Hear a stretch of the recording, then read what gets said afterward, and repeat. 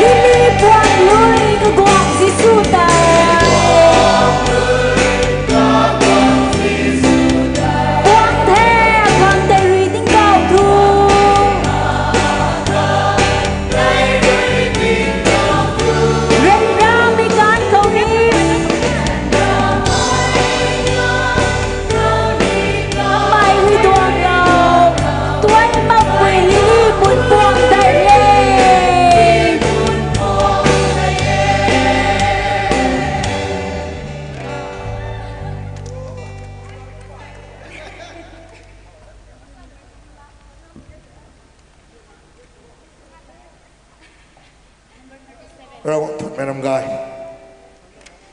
รำขับพุ่มกราวกุศลเราทนให้ดีเนี่ยนะผมขอโทษว่าไม่แดงวางไปกันขอโทษสตังนั่งก็มาคิดไว้ไม่ต้องมาสนทัดนี่เรานะทนนะเขา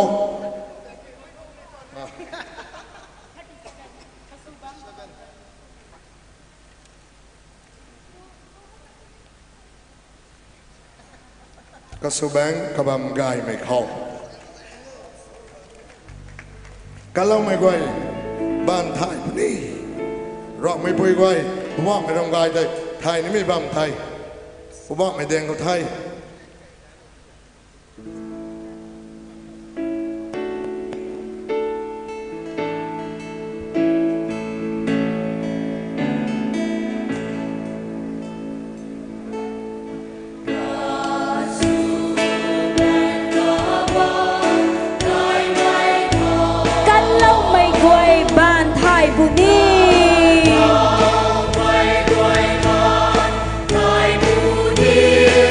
ก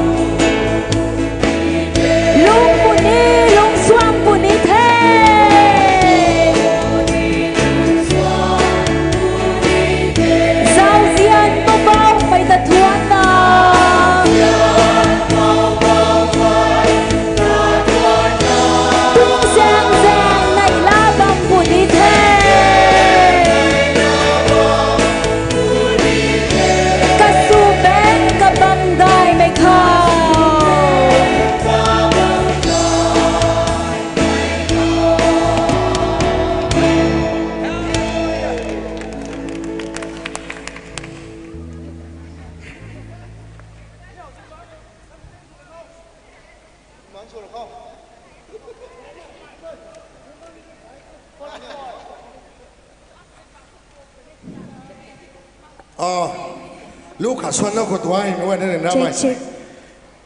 ผมบอกไม่ขนาดนั้นโดรนใกล้ๆท่านนะกะนำน้องมาแค่นั้นต่อการเดินทางสบายไหมการนี้ข้อมาคายนั่นที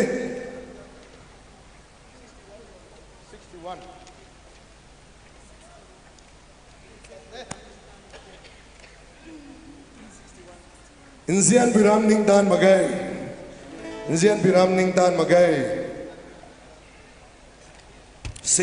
61 กันเฟรนส์ได้พิรามนิงตานมาเกยตัวไอ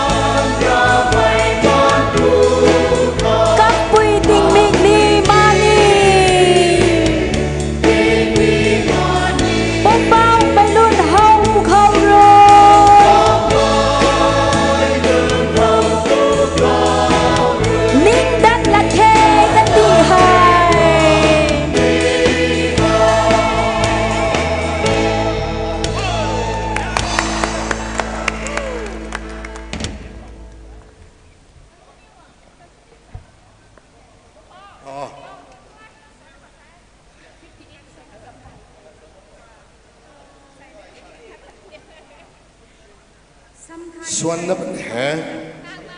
Check check. sắm thầy tiếng gạo thuật thầy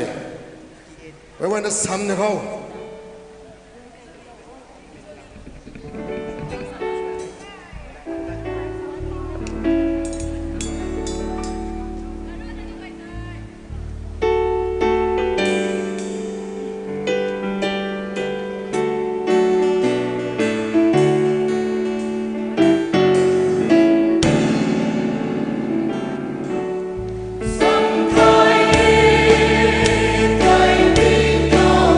Muôn đề gan xuống na bằng khẩu.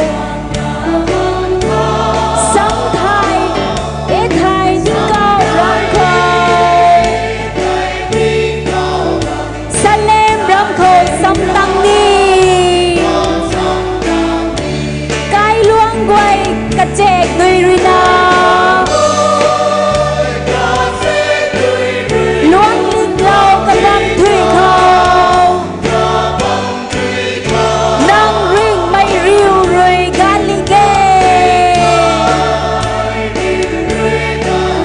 Năm thân đại gai mây khâu tay. Ai ri ni nghe tiếng sen năm tay. Bố men thân mây bóng quy rong. Cắt đi cuốn rơi buồn tươi cũng nở. Riêng mây tươi tay luống bờ mê.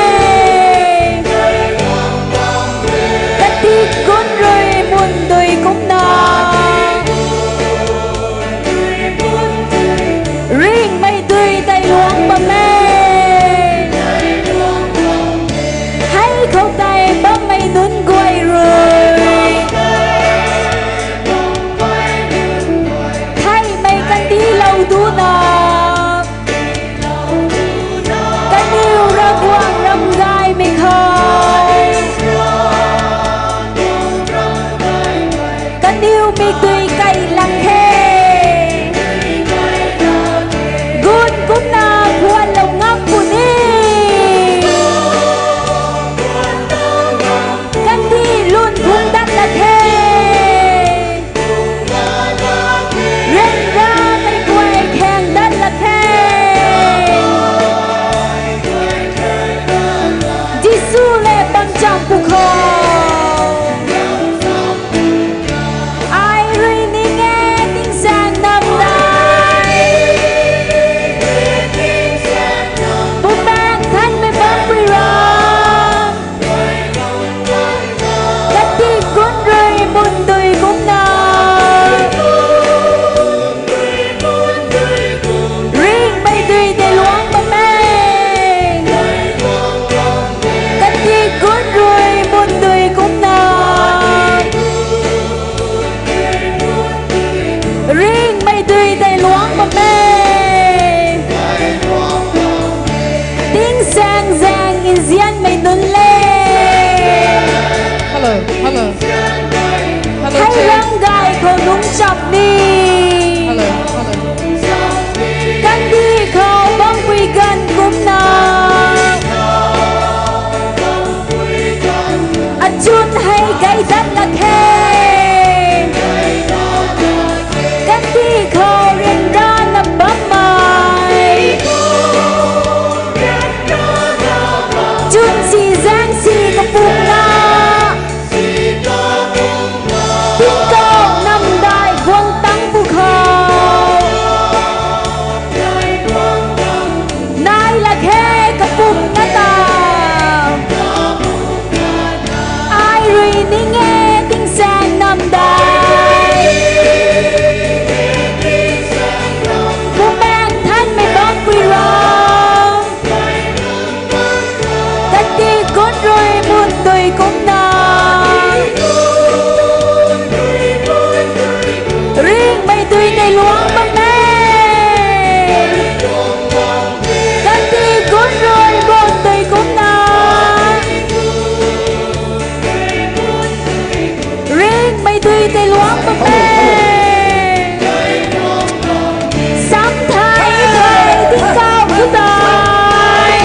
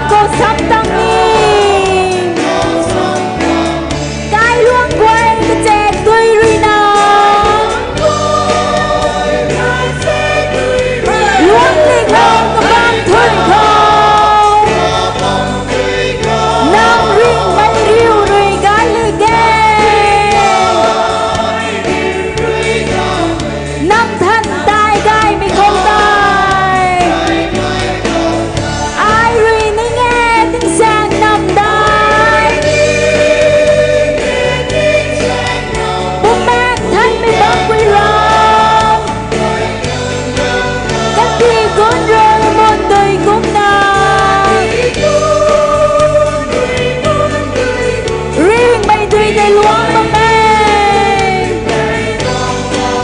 Cánh tư con rồi một đời cũng nà Riêng mây tùy tại luống bông mê Hãy không tay bác mây nôn quay rồi Thái mày cần đi lâu chú nà Cần điều ra qua răng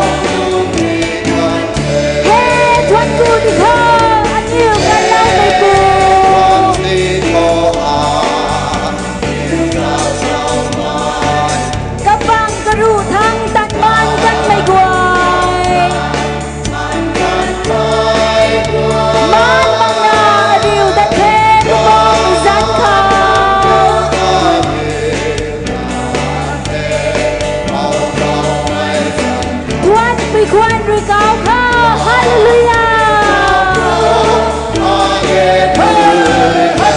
welcome bằng câu hai anh yêu đất thế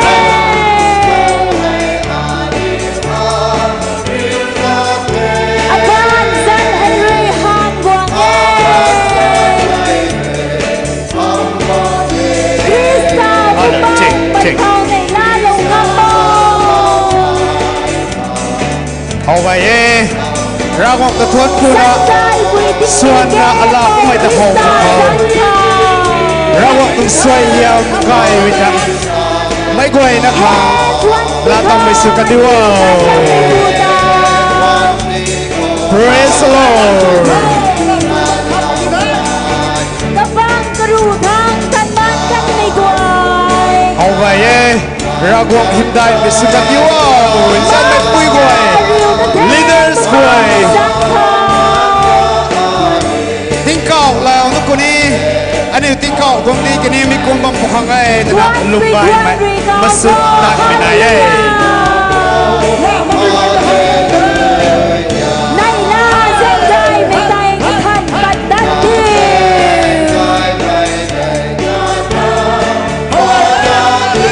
ลุงแม่ผู้แม่สิบเท่ากันลาอันนี้เราทำเลยกับไปเลยเรียนรักกันหน่อยกวางคริสตาจันทุกครั้งกระทั่งสุดดันที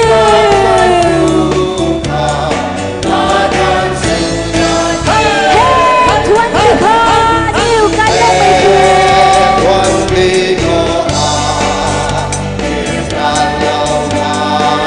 กระบังกระรูทางตันบ้านกันไม่กวา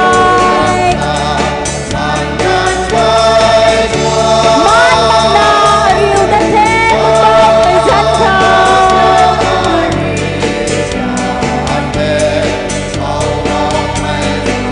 ทวนที่ควายรีเก้าก็ เอาไว้เราบอกกระทวนนะส่วนมันไม่จะหงลงไปไงไม่กวยนะติ้งเก่ากันนี้เราขอแต่งกันกวางนะส่วนสองคนนี้ไม่ตายนิ่งเอาไว้เส้นมาปุยกวย Leaders ต้นกวยลูกไก่ไม่ส่วนน้ำใสเราสวยนะเราแต่ว่าไม่รู้เขาเราบอกสวยยังไก่บูไม่ไก่ริไก่ไม่ที่เรากันที่เขา อินเต้าให้อันนิ้วไงนาเรียวดันเท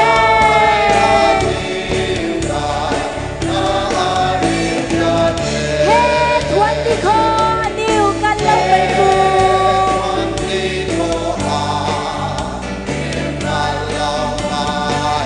กระบังกระรูทางตันบ้านกันไม่กวาย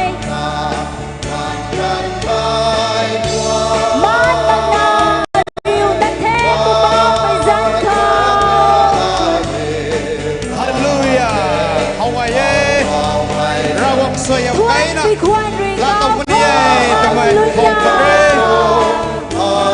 ในลาสักนักเราแต่ว่าไม่รู้เขาเราบอกสวยยังไงนะที่เราไม่สึกกันเดียว Hậu cười thì nghe Aram Rong mày bùi quay Hẹn mày miêu mày điạc mày Mà chú cả dài rina Piêu là nó làm truy là làm lắm mày Hẳn này worship team nó gọi dài truy là dài lắm Nó gọi tao Đại đã thương cô ấy Nâng đi rút khăn đi rau quảng tàu xem cái mình tí lắm sự đi ta Conference hay lùi bên thế lùi ni đại nên nhiều Tao làm nó thì kia Exchange nụ thế gọi đi tụi em committee nó gọi bằng tấn đi Okay. Wish love the nie guy mi lao thuan. Guy mi lao thuan. Tao làm cái mấy quay ta, nâng niu hallelujah cao ni mừng đại. Cao cái ni. Hallelujah kin. Có mà niu cao mi tông thiệt, nó làm mong mày cái thiệt khởi cao gió cái ni. Ready su tha. Mi tông hallelujah rong cao hai, niu tông pastor in a sam lo tông e. Mi hai Punjabi mình nói là cao mình toàn thiệt cái sai Hallelujah nó sao mình ta khát thứ đùi mày thế mày thứ nó ngay mà định là nè làm truy là làm nó cũng mày quay ta rồi quăng toàn suy em cái mình đi phong mình suy đi thôi tiếng bên này mình gai mình tí lâu mày vui quay ta sunu nấu đi mình toàn mặc na cũng mình toàn mình tí la tàu đó mình khăng ta ทวนกู้ไม่สุนะปัญจาบีมีรำเก่าๆที่เต้อารินะฮาเลลูยาสัตย์เดี๋ยวนี้แกก็ฮาเลลูยาเก่าแล้วของเต้ดูเดี๋ยวนี้สเตจกูว่ามีไงอันนี้ไงตอนลีดเดอร์สมีไงจะควงสมัยออฟฟิเชียลสมีไงนี่เก่าดาวละบัว ready ดูเดี๋ยวนี้ฮาเลลูยาเก่าตัวคนนี้ฮาเลลูยาทั้งคู่ไม่ปีนุ่งไว้ค่ะที่ออฟฟิเชียลนุ่งไว้ลีดเดอร์นุ่งไว้เลยนะคอร์ปอเรทสุดแล้วมันคันตาได้ในทุกกลุ่มตรงเท่อันนี้ไว้ตรงกรุ๊ปซีตรงคอมเพติชันให้เขามาเขาอันนี้ไว้ตรงโปรแกรมให้ไกด์นะถุยนะตะไคร้ข้างกันกุลล้อมไม่ตรงรัสไว้แต่อันนี้ไว้ตรงสักควงสัมปอสุมัยก็จะสักควงมันจะสารนะ Reverend เจ้าเจียนก้างไหม Pastor RBCC Center Church อินฟ้าเลยนะกันงลาลัมสุดที่ตา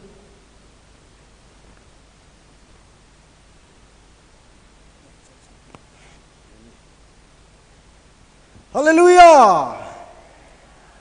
ไอ้นูมังไอ้ฮาเลลูยา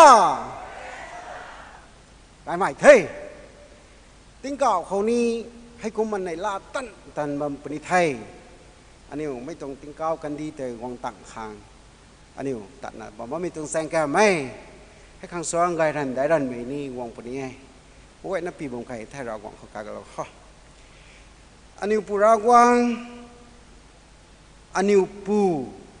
นั่งนอจนกาวเราไม่ขังตัดทวนกูไม่ต้องเทอันนี้ปูรากวางนั่งปั๊มเขาวางอดีคำไกกันตุโซอันนี้ปูรากวาง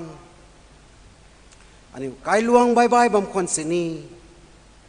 ไกขวงใบใบเฮตัวบำคนสินีรากวางนั่งจันเขาวางกริ้วไม่กันเขาให้กุมไม่แต่อาคารนั่นสินีเขาปั้นมาใครนั่งตัดทวดไม่กันเขาอันนี้มิกด้วยไก่นะทวนนี่ไทยกระจางตัวมิกด้วยไก่ไหมในล่าไม่มิกด้วยไก่เย่อันนี้ปุรากวางนั่งปั๊มเขาอดีกำไงนี่โซใส่ตรงติมิกาเขานั่งตรงกวงดีตรงในล่าไม่แต่นั่งริติเราไม่คงจะได้นะถึงกูไทยก็มาใส่ตรงดวนก็ไว้ให้นั่งบางคนเซลล์ไม่ตรงเทอันนี้ปุรากวางอันนี้ซองคอมเพติชันให้นายบ่ไม่ก็บางคนสินี่คอมเพติชันตรงงักขัดสมังะรากวางอันนี้ตรงไกนั่งริติเราไม่ควรเว้แต่เก้าปัจจุบันเขาส่วนปัจจุบันเขาคอมเพติชันตรงลูระมังไม่รากวางนั่งตรงหิมลูสู้เราไม่เว้เลยนะลุงเท้าไม่ริติเรานรกรากวางส่วนบ่ไม่เว้นะรู้เขานี่เว้อันนี้สวยมาขังตัวนะสวยมาไม่ก็ไม่สติรากวางนั่งตรงในลาแต่อันนี้เว้นะลุงนิ่งเขาปฏิกงาส่วนปัจจุบันเขาอันนี้ตรงคอยตรงลูเลยนะกันขัดตรงลุงนิ่งก็ฮีเราขังปุรากวางไว้ในเออาศัยดิ่งเราเนี่ยไม่ก่อยก็ก้อยนะแต่นางบางคนเสียละเวอันนี้ตรงมุงอาคัดสุนัตานไก่นี่ไม่ด้วนก็ก้อยให้นางบางคนเสียลงไม่ต้องเทปุรากวางก็เขาไม่คนนั้นรวยไม่งันอันนี้ในให้ตันนะบำบัดไทยนางตรงเจ้าเจียนเดไม่ให้นี่ปุรากวางนางเรนะเจ้าเจียนเรานะก็หูนุ่งอิสราเอลมีนานุนก้อยเรนะแต่ปัดไม่กันเขาม่วงเตียงเรนะกันนิวขังเลี้ยมเราไม่สุนัตแต่ก็ไม่ติดกุมมาปรากวางอาศัยในให้นี่ตันบางคนสินี่อันนี้ข้างนุไม่ตวงผมตันติดเรานะปัวตนะหอยในเย่ปรากวางนางสาวเจียมปางใครนะอาศัยตวงคอมเพติชัน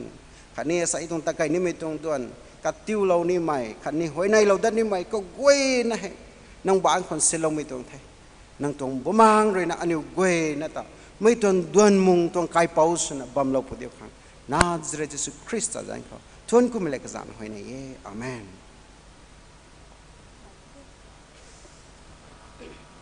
กันกุลไม่รัสเวลาจีนลาลไม่นี่ไว้ตองพาสเตอร์นี่ได้เนี่ยทั้งคู่เท่ก็มาต่อทุกตังเขา special number 9นะบ่แม่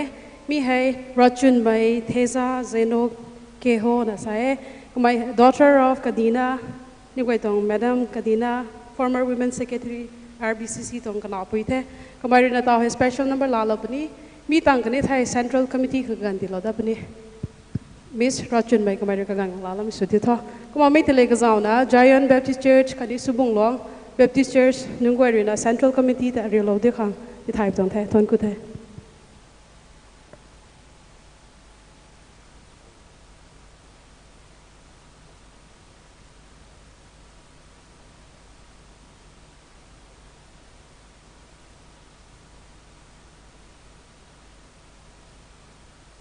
Hello.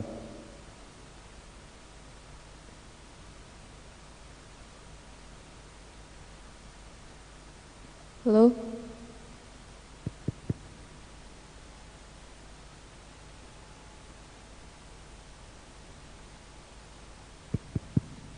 Hello. Hello.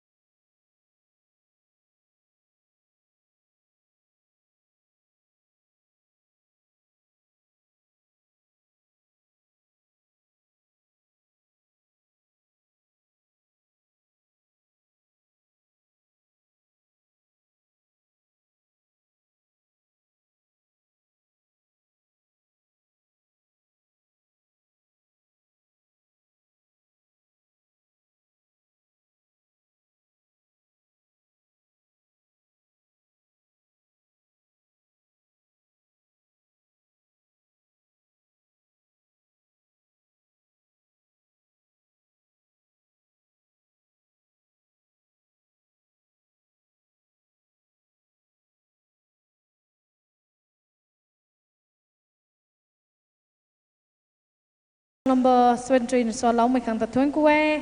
cái mày hay anh ấy trong former women secretary Madam Kadina rồi nạp bột mày nhé former women secretary RNBA cái mình tao rồi na RBCC thì na anh ấy cũng cao tên là bao mấy tổng thế thuần của họ cái mà Central Committee khang cái gan tila we Central Committee rồi na cái gan lala bột điều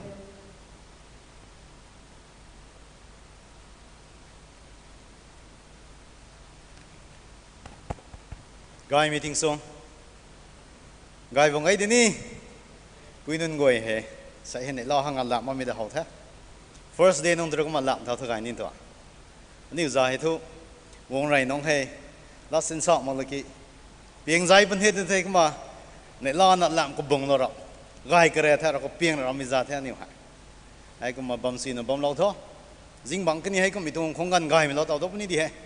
mình cái nó còn chui nó còn lâu quá đôi cầm bún đi thấy nếu vòng này nông anh ấy băng băng gai mà cái tụi mình giang ra thui tay nó vẫn bị tai à sẽ thu cái băng cái gì thay mà giang này thùng hay khăm đi tụi mình gong thế hay cũng mà dính băng hay mà ta khát anh yêu prom lôi lao đất tụi thèn thuận thuốc cái in zuan khang hay cũng mà ta tháo nó cũng như thế duan mình bây mình phải như này nó bomกันthế cũng mấy tiki anh yêu cái gan hay đuôi năm mình đã khô hay rồi cũng hiểm khang cái gan hay xin suy nó xin lao khâu tụi mình để central committee biệt thằng rồi nè mình cái nó khô này lo mình tông thôn rư mình lại cái dạng nó greetings sẽ bị tông ấy đó là này tani cái đồng mong tani anh yêu choir competition là tại cái thế sai group C tại cái đó cũng thế thầu rом mi the first loni so bạn giải thầu lao giáo rом mi first loni đi nghe tụi mình coi loni mong mình này vẫn đi giải thầu ngom rom mấy cái nó không first đi mi tao mong này hết bộ judges càng mấy cái điều pi su hắc mà mi ra đi thế tôi suy mi ra nó lập tin anh thì cái đó ai sao loni ấy anh yêu hè sai có mấy tông program ko haเราคงหิมดาวไม่ต้องเราคงต้องทวนไม่ต้อง exposure festival ก็มีการเขาให้ผมเล่นกับถุยนั่นเลยนะอันนี้ปุยนุ่นกวยเห็นรูกเรียนก็มันซ้ำรำมาไกลก็กูไปนั่นนายบ่มาพันธีกันส่วนมีนายไกลไม่นะบ่มีนายลุงล้วนเขาเก่าไม่มีนายส่วนไม่มีนายบ่มาพันธีกันส่วนไม่มาบ่ไม่ปุยนุ่นกวยแต่นี้อาศัยเมียเนี่ยก็เสียมเราเนี่ยแต่พงงไม่ปุยนุ่นกวยตายพงงไม่ตรงผมเล่นนุ่นกวยตายบุมาก็ first ล้อมีไทยแต่นะสาลองนี้อันนี้ส่วนล้อมีนี่ first second third อันนี้ church พักขันนริกได้นะพงศ์ song choir competitionส่วนนี้มีลงเขาหาอันนี้ first second third กระดอกมังกระดอกปนี่ที่กี่มีแต่หัวมีตรง conference ส่งสนมีตรงบ้านตรงก็มีที่กี่บุมาปันที่ก็ first ล้อมี choir แต่มีตัวไอ้สักก็มีก็มาอาศัยมีให้เท่าก็มีตรงผมเล็งเขาปุ่นส่วนใหม่ไม่บ้าไม่นุ่นน้องนิวไทยลายตั้งนี่นั่นลายตั้งนี่ลายตั้งหลักว่ามีปุยนุนปังแต่ก็เสียบนั่นสร้างใจแล้วนะบุมาอาคารนี้สิ่งก็เสียบแล้วไม่ตรงพรมเล็งแต่สันไงไหมติงเก่าขอ first ล้อไหมส่วนไหนพวกนี้ตัวมีเตะไอ้ก็มาสาวเราตรงเทเท่ากับมีจอร์จนะให้มีหลังอ่ะรู้ส่วนสุดมีหลังอ่ะ president สุดตันมีหลังอ่ะตัวน่ะก็เรียนนะสบายมีนายใหญ่อันนี้ competitive mood ขอร้อนนะรู้ first ล้อของเรานิ่งรับผมมีกันเขาบุมาก็เสียมเรานี่มีครั้งแต่นิ่งซ้ำก็มีตรงกันไปนั่นนี่แต่กันในก็ไม่ติดอาศัยเมียเนี่ยทุกปีนุ่นกวยผมเลี้ยงนุ่นกวยให้ตระหนักมั่งไหมบุมาคนมีตรงเขาก็เสียมจุ้ยนะก็เสียมเราคงเท่แต่นั่นก็มันง่ายดวงของเราเนี่ยมีตรง president secretary ก็ไว้ในตัวนี้คริสตัลเซนก็เลยทุนกูเว้ยนั่นนี่คงส่วนไงนั่นเราตอบคงเท่แต่ไม่ได้ไอ้ก็มันนิ่งเราเว้ยไอ้ก็มาอาศัยให้อันนี้ของข้ามีตรงที่มี C group ตรง competition แต่กันนี่มีตรงคงกันเขาให้อันนี้เราสักคงสมัยอันนี้ปังพอ dignitaries ไปนึกว่านั่นบ่ไหมกันอยู่ตะลุนเลียลงนี้นำมาขัดดิ่งเท้าตรงนี้อันนี้เราสักคนสมัยอันนี้ตรง ex deputy CM or ก็มึงก็เห็นเท้าให้ Congress Working Committee All India Congress Committee ตรง Steering Committeeส่วนนั้นบ่ไหมกันอยู่กระสันสาระมังสาวพวกเขา Sir กับขังงามกลางไหมไม่นึกวงเราหน้าบ่ไหมคันนี้นี่เราสักคนสมัย Madam ก็ใครพูดนึกวงเราหน้าบ่ไหมให้มาทั้งก็เตอันนี้เราสักคนสมัยอันนี้ตรงADC ตรง ex-chairman Sir นำสินไรปานไหมอาคารนี้ก็ไกลปุยนี่กงเราหน้าบ่ไหมให้เราคนนั้นนี่รัศกงสมัย Madam Marcina R ปานไหมก็ไม่เห็น IAS Commissioner DOT Government of Manipur ไม่นี่นิวปังกงตั้งเราหน้าบ่ไหมกันนิวขังไม่ไกลนะบ้านนิวน่ะทนริ้วเราเขาเดี๋ยวในกระดองสักกันมีกุมานิวขังรัศตัดไหมปุยนั่นตันเซียนไหมก็กันดีตันเซียนมีตรง leadership ไงนั่นนายที่วิจารณ์คนเลยอันนี้ตรง conference หลังมาบัมตรงไรเลียนตรงนี้สาวเรากันอันนี้ตรงเซอร์ดิปูรินันนี่มีตรง hall ก็ stage ก็ hall ก็ gate ก็นายนะบัม10 lakhs เสกมาเรื่องนะdirect cash ที่เราตัวนะสุงามาสุวรรณตรงไม่ตอนนี้ก็ตอนนี้ได้นะทุนกูดักลอยไปตรงไอ้ก็มาอันนี้ sound system แต่อันนี้พิวนะบัมlight พิวนะบัมมีไว้นะให้5 lakhs อันนี้ตรงsound system แต่ Sir จังเหี่ยมน้องเรียนนักท่าเราตัวนะนิวพิวนะบ้านมีตรงไม่ไงนะมีครั้งตอนนี้ทุนกูเราเข้าตัวนะมีสาวเรานี้อาศัยให้อันนี้ตรงSir กับข้างงามกลางไม่ก็ไม่รู้นี่ katong ministry gai na phungba mi gai kutre thauna anu RBCC tong program ka thui na ko RNBA tin ka bo mi gan puta tak mang program nai mi ka thui katong sendui selan lak ti pala heru ko ta ka pom ka hagong tanglo na ane hong puri gai mai kaman reliu danga mang mitong message gai mi ti lo na anu ta support so mi ka khun ne mai pauni gong tanglo mi khang ta anu central committee ra thun ku na katin na mitong kai pat sinti law ni anu tong central committee chairman tai matakan na ding thaloi tu thai ka ban ko rina itong gift and presentation committee ko rin law poi tu thai asai sir ga kham gang mai akhani madam kanai ganai to matakat nan zialo na ding thalo na ro prisa da ko rai law poi thai nzian mitong situation ka tin na ka ti law ni khang da gong ti law kham tong zialo kanai ro ni sorry ni saimen hai ani to conference kan ta 1 lakh donors law ai magai na ba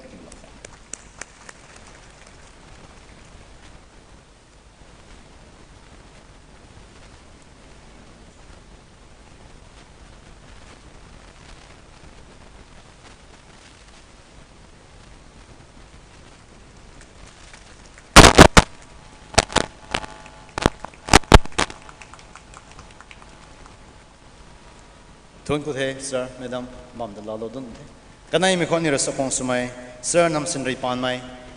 ex ADC chairman jelana kamai ni ding thalon ro khani madam nan ganai da ding thalon ro ani tung chairman ban korena ni gift and presentation committee tre tun ku bi tong njen bi tong kai pat nang ni rona takan mi gan goi no khota ani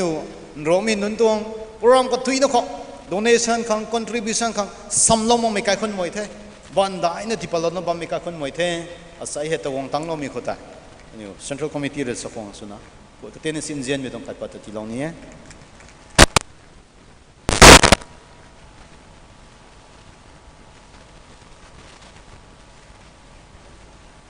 tun ko the sir madam ta ko thom mi kho ni re sokong sumai madam marcina arpan mai IS mata kadan jelon din thalon ro patani sokong sumai ka jana ni tong chairman ban ko re gift and presentation committee bi thon na ti lo pui thai mitong conference sening to na bam khang memento khani citation kamai herin ani ani tong conference ng roi to na 3 lakhs donors lawe mai na ban hi lo ko simon ani tong conference ai 60 lakhs tong budget re mi khote ani tong officer nan goi ra na katong level ko ngam mi khoti lo ta na ani ugai na ta kai na bam tung thank you madam tani dai na thong ku the thank you ai kuma central committee ro na kagan ko kuma lalo do na bampuni antaw hai I'll give to them antaw hai ni renjen mai sa khong smai ani serga khangam matakat ni puinun go khang ro puinun go khang 10 to 15 minutes that guy mi ka tiulo me la tai sa no ko de jang hoi pi to states go no no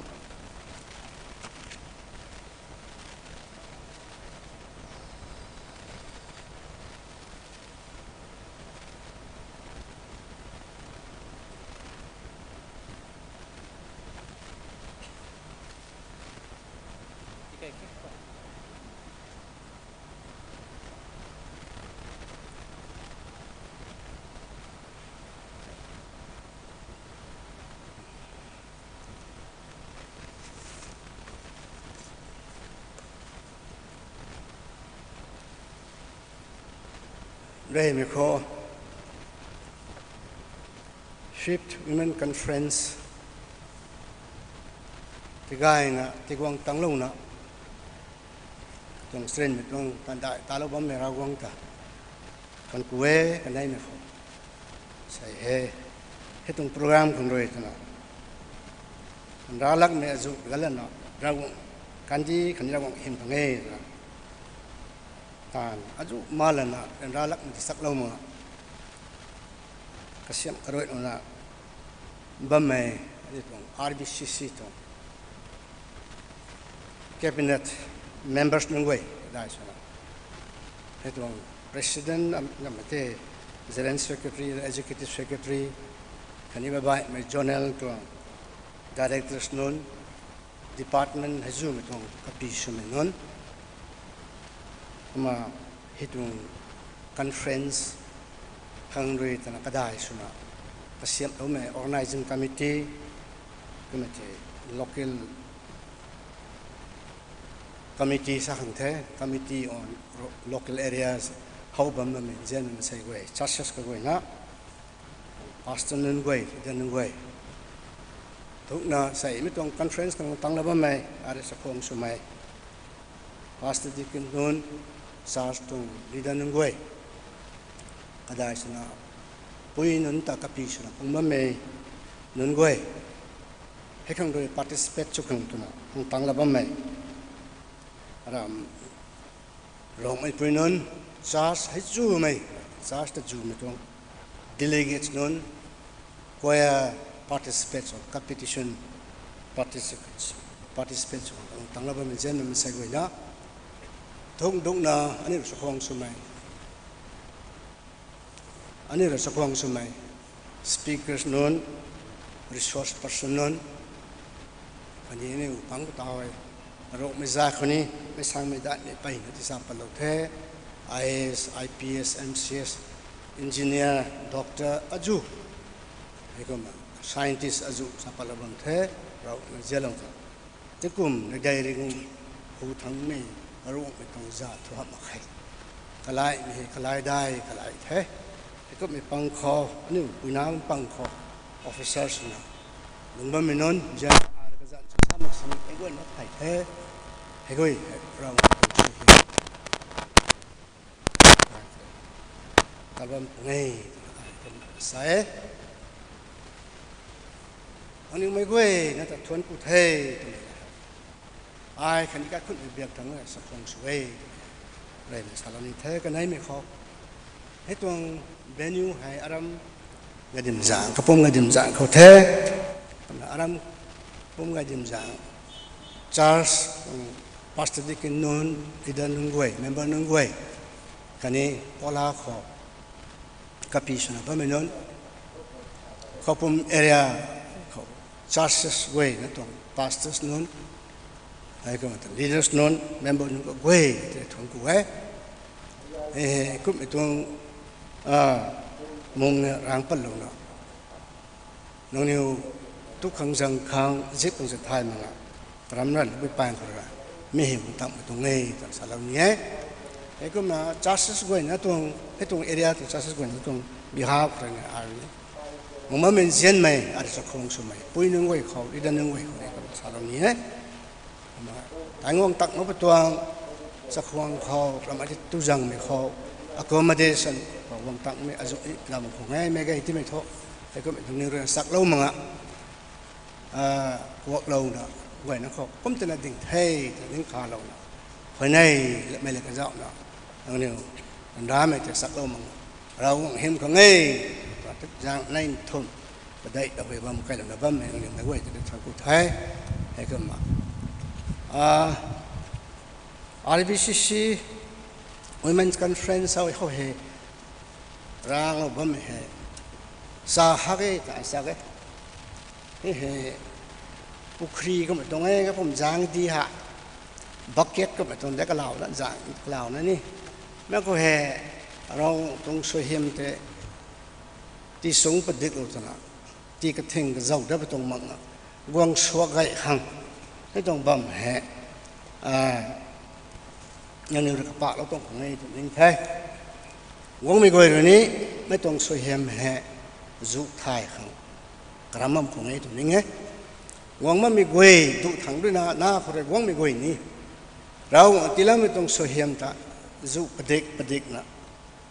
น้ำทางพร้อมเล่นพร้อมเล่นก็คนเราฮันนักขังปรามุ่งของเงยทำไมไอ้ลุมไหมไอ้ลัดไก่ดาวทุกสันเนี่ยตรงนี้ไม่ไก่น่ะหัวติแกแต่แกซาลักซาปุ่งเงยตรงนี้ไก่ถ้วยแบบนั้นแค่กลางทุ่งนี่ให้ใส่ competition competition the participation นี่ตรงก็เอร์สิ่งให้มันใส่เรียกได้มันใส่ไม่เรียกได้ให้มันนี่ปุ่งนั่นแหละบันเสร็จทุกกันนี่กบฏรับให้ตัดคนนี้ให้ข้างตรงนี้โดนมันนะบ้างไหมเรา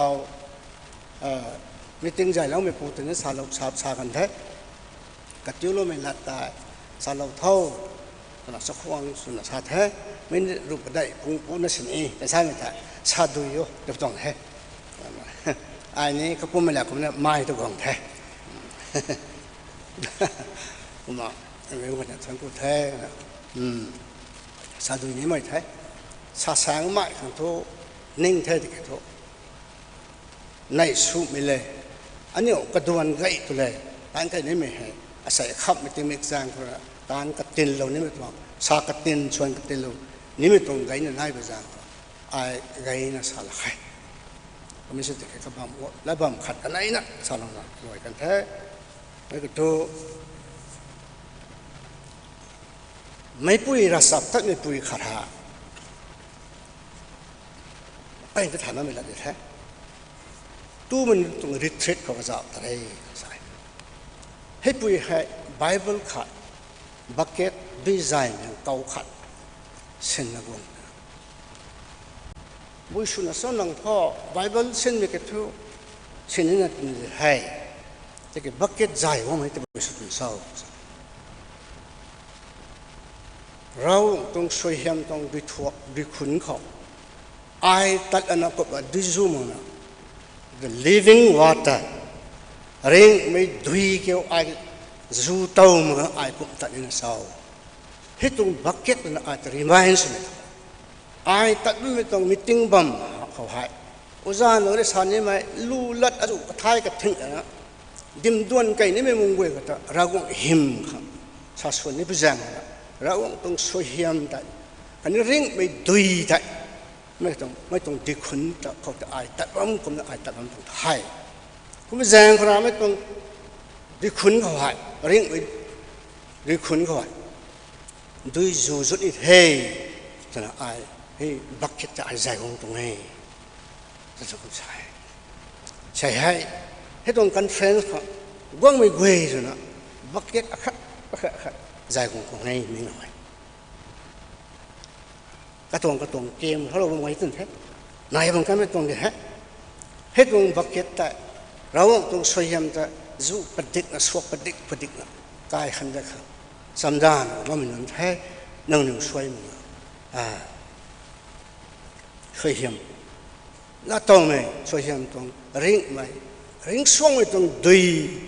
คุณก็เกี่ยวอันนี้ไม่ใช่ดงสับมาตุไทยไม่เขาให้จูเต้ามันนะตะไคร้ละไม่ให้แต่จูรถโดนนะวักเก็ตคงไม่เว้ยแต่จูประดิษฐ์นะถ้าที่เขาตัวนี้แล้วเนี่ยก็มาสารุนี่ได้local government chargesก็เว้ยเขาได้สารุนี่ไงนั่งนิ้วนี้อากาศเลยไม่นี่ให้ตรงที่คุณตรงริ่งไปตรงที่พวกปัตตันแต่เนี่ยบ้างบีบังที่เขาน่ะส่งเราไม่ทำอะไรวงเราไม่เวรนะวงช็อกบีบังวงจูน่ะจังบีบังตรีจังกินบีบังบุมาตรีแต่จังกินบีบังสมคำนี่ไม่เวรนะกระทำที่เขานี่กระทำมันเท่ตัวไอ้ลมเท่แล้วนี่ไม่เวรนะฉันกูเท่ตัวไม่ละเหตุด้วยไม่ต้องละซาขัดกันไหนไม่ป่วยเขาเลยนะ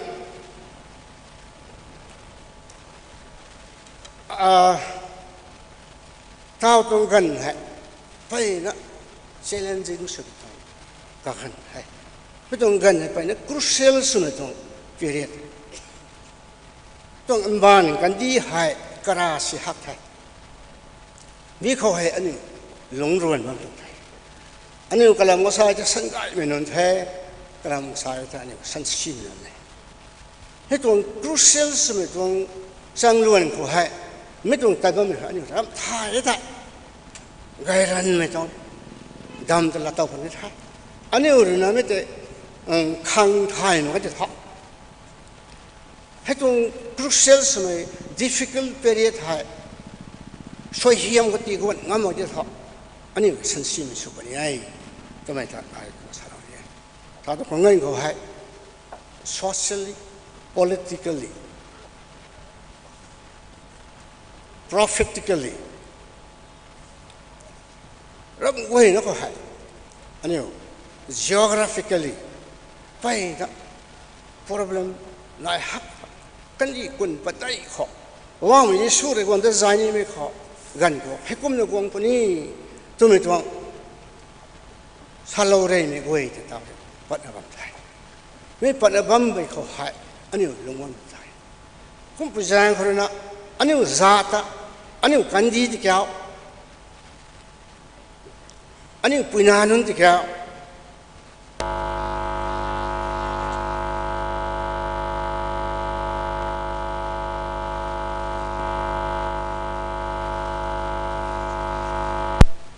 กีดาขมองไม่รำเจียนประเทศใหม่ปุยนุนตรงรัสวยไปนะก็เก่ง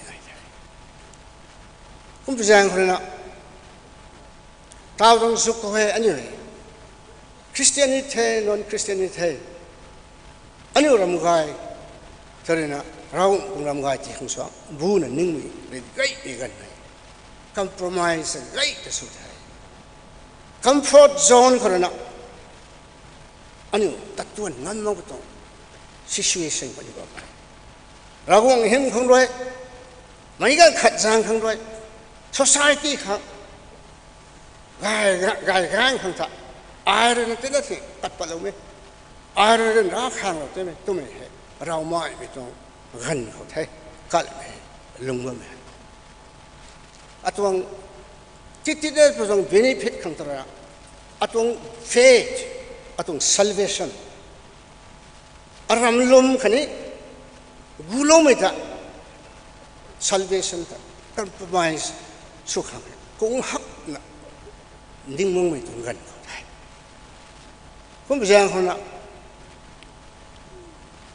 อันนี้ a little bit of sacrifice for the cause อันนี้ผมมั่งจังเขาเลยอันนี้เรา society ให้กระไรไหม society สุขังด้วยอันนี้กันดีให้กระไรไหมกันดีสุขังด้วยI that is a sacrifice สโลตัวไม่ลุงนิ่งไม่ก็กี่ไปนั่นไหนตัวน่ะก็มาสั่งตรงนี้ last call ชาลานี่ไม่ถูกใช่ปุยนุนอาริสพงศ์สมัยปุยนุนตัวรัสวยให้ที่กำก็กี่ไหนนั่นนี่ตัวรัสวยปานคนนั้นตัดสากันแท้อันนี้กันดีเขาวางตั้งหลักไปตรงไปในด้านบุคคลมาให้มาสิ่งเขา administration เขา political field เขารำเอ็ดสุดท้ายรำไว้ไม่ต้องมุ่งก็เว้ยถ้าเขาหาย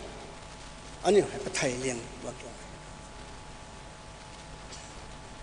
กระสันพอเราต้องแท้อันนี้เลย district ขันธ์ไปกันก็ตำแหน่งลงให้ได้วันนี้พวกได้เท่ามาเลี้ยงไหม district ก็ไม่ต้องสันไม่ต้องสติ๊กมาไม่ต้องเตะที่เราบอกเลยลิมักษณีตาเล็บไม่เราไม่ไทยไล่จวนตั้งงั้นมักษณีสักกับมันแต่ไม่มีเนี่ยอันนี้เรื่องตั้งไม่นิ่งไม่ถูกแต่เมืองลง this the most backward district ใช่ไหม the most developed and advanced district in the state มันนี่พูดถึง state ลงเขาทำไมที่บ้านไม่เรียกสกีดาเป็นภาษานี้อันนี้ตรง district ได้เท่าเรื่องไหม district ที่สุขังทำไมถึงตัดไม่ได้ most backward คนนั้น the most developed district ที่สุขังทำไมได้ทำไม่ได้ลงปุยนั้นต้องรัสไว้ไปก็ใส่ถูก within the period of about 40-50 years ลงไปก็ไล่ไปลงไปอันนี้ตอนนั้นพวกปังเขายิ่งติ้งตักไปให้ไปในประเทศOffice Secretary, Science and Field call, Administration Field call, Political Field call, Social กันนี่ไปตรง Field เขาให้ไปนะไม่สู้ไม่ซ่อนไปดูก็ไม่ต้องเพียงกับปัดเฮนั่นตัวราชไฟฟังนี่ทอนกูเฮนั่นต้องขบุตจ้ามั้งนั่นต้องเศร้าจ้ามั้งนั่นตัวราชไฟกุ้งตัวราชไฟที่ปัดลูกไปปันใส่ท่อรู้มิจฉาจะเลี้ยงรู้มิจฉาให้ upcoming try ไม่นุ่นเลยนะมาม่าเราไม่ต้องจาดไปสุดท้ายบายมิจฉาเลยนะครับไม่นี่กูกันนี่ที่แก่หูต้องช้ำกันที่แก่จะไม่ให้จารุนะกันมาม่าไม่ให้นั่นนี่ตัวราชวยไปนั่นตัวราชวยแต่เรามันดาวน์นะตาวิทย์ก็บอกกระหักไม่ต้องใจสมัครให้ถึงไอ้สัตว์ตายก็ไปได้ไรดีจะเกิดเหาะจะกลุ่มเรียงหูตัววันนี้ look back นี่ 50 years back ก็จ้าวหันก็จะเป็นไงพอนายบ้านมันต้องลุงจะจ้าวจะใส่ทอไปนะก็หลายเท่ก็ไม่เศร้าที่กระทออันนี้ก็นายบ้านไม่อันนี้ต้อง believe ต้อง existential trait ต่อสุนัยใส่กองว่าไม่ก็ไม่ต้องคุมงายให้ฝันเท้าตัวนายงามปนิได้ทิ้งไม่อาจูวงเล็บปนิบ่ตัวไม่ปิ้งไม่ต้องไม่ได้ไม่กันดีตัววงเขาแท้ไม่ต้องป่วนให้อันนี้คนนี้วงปลาเกยนิ่งมาขังชุกเขานิ่งนั่งไงให้กูไปตรงกันเขาน้องนิวตะปุ้ยที่สุดแล้วไหมอันนี้ตะปุ้ยที่สุดแล้วไหม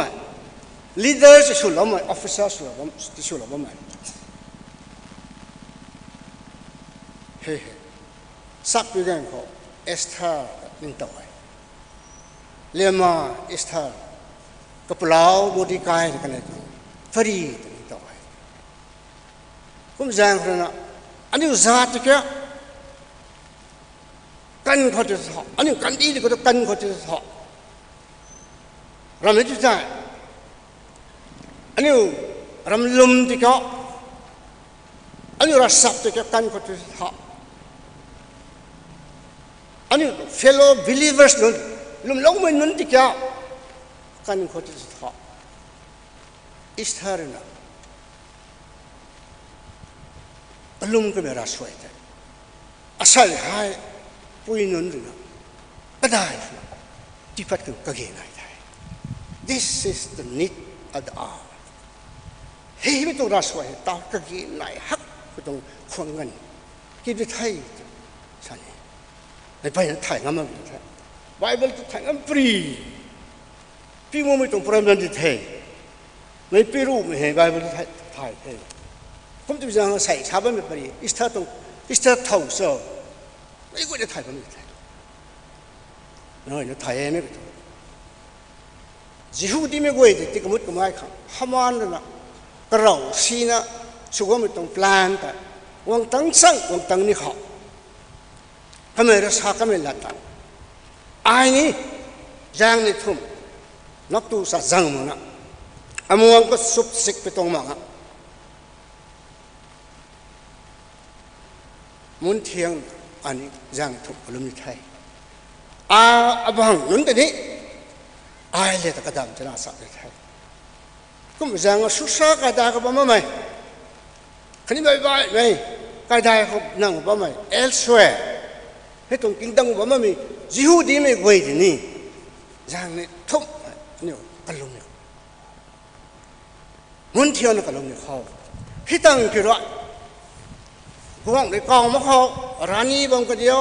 เลยมาบางคนเดียวไม่ได้เดี๋ยวก็ไม่ช่างเดี๋ยวบางคนเดียวกวางในกองมะเขาพังกังบอกไงกวางเขาไทยเงินอะไรอยู่รับประทานเลยให้ไม่เกี่ยวกับกูปกตัวลุนจังนี่ทุ่มให้มุนเทียนก็ลุ่มต้านไปตั้งเขาอะไรกวางตัวนี้แกกวางได้เดี๋ยวก็สลวยนี่สลวยกันนี่ทุกไทยคนนี้ไทยเจ้าเขาอะไรอยู่ในไทยที่กี้เราปกโตเราไปตรงต้านจ้างทุกมุนเทียงนะวันไหนเขาไม่หูกูตานามาเลยให้กูมีกันเขาต้านสู้ของเรานังตะเลียมาที่สู้เราของตุ้งที่สู้เราของคนนี้หนู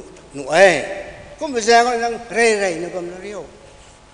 ยูดีไม่ตัดจูให้จูมันจะทอดร้อนนะที่ก็ธนาคารก็ลงนู่นได้นั่งเร่ๆก็ไม่จะทอดก็ได้ส่งข้าวก็ลงข้าวก่อนกายก็บำลานะนั่งตัวเรื่องนี้ตัวไหนให้กุ้มไอ้เขาเกี่ยวนั่ง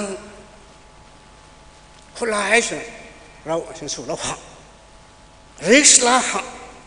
นั่งแต่กระเป๋าเราก็คนไทยสักเดือนก็ไม่ต้องรักจะสักอะไรให้เด็กก็มุนเทียงนะตั้งสาวไปกันเขาบอกเลยนะก็จะดันดีที่มาให้เราปกโตเราก็ลงนิ่งล้าเราไทยก็จะอะไรอยู่เลยนะให้ตรงดีเจจะตักสาวไปไม่ต้องกันมาแค่เรา favors meaning กวงได้เรา favors แบบนี้ วงได้ไม่กุ้ยนะตรงวงได้เลี้ยงไม่ปูเจ้าบารักองค์เฟเวอร์สุดให้ตรงบาบิลอนไม่บวงก็เราก็สู้กันเฟเวอร์สุดผมนะให้ตัวราชวปานครับ Through Esther ตู้ไม่เปลี่ยนขาดเลม่า Esther กระชวยไรยิฮูดีมิกจัดไว้กันกันไม่ถูกมั้งอาศัยให้รวมไม่ปุยนุนต้องราชวยปานคนนะปุยนุนราชวยปานอันนี้มันดีใจกันขังกันงงแต่ละคนไทย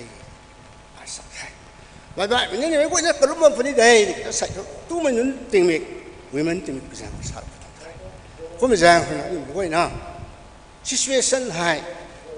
ไงฮักไปกันครับโอเคปวนแห่ให้ตรงปวนแห่ลิ้วไม่ปวนแห่กะฮักไม่ปวนลิ้วมาใครไม่กันดีกว่าให้แค่นี้พ่อบอกมันซาลาเวตายกวงนี้เป็นไงกระตุกกระติดเลยกวงคนไทยก็ไม่ชอบที่จะท่อเริ่มกระตุ้นกันเริ่มล้มมันนุ่นที่ท่ออายรีบูเราคนนี้ได้จะสาได้ก็ไม่แจ้งคนนั้นนี่กระตุ้นเงินอะไรก็พิวนะบูโลมีอะไรต่อมันไม่สุขังปุยนุนปุยนุนอาริสคงสุมัยปุยนุนต้องรัสวยกันยังไงไทยเอสเธอร์ต้องโรลได้อันนี้มันสิมท้าของนายไทยต้องเป็นหลักการนะสารนะ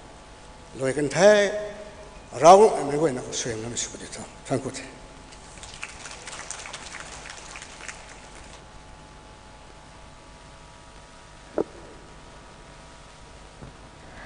ทวนกุเทอันนี้เราเนี่ยเจียนไปคณิตจากของสมัยชรีกายขังม CWC All India Congress Committee ก็ไม่เรนามิดองล้วนปุ่งตั้งไม่อุ้ยมันคอนเฟรนซ์ของเวนิวเขาใครตั้งโลละนะ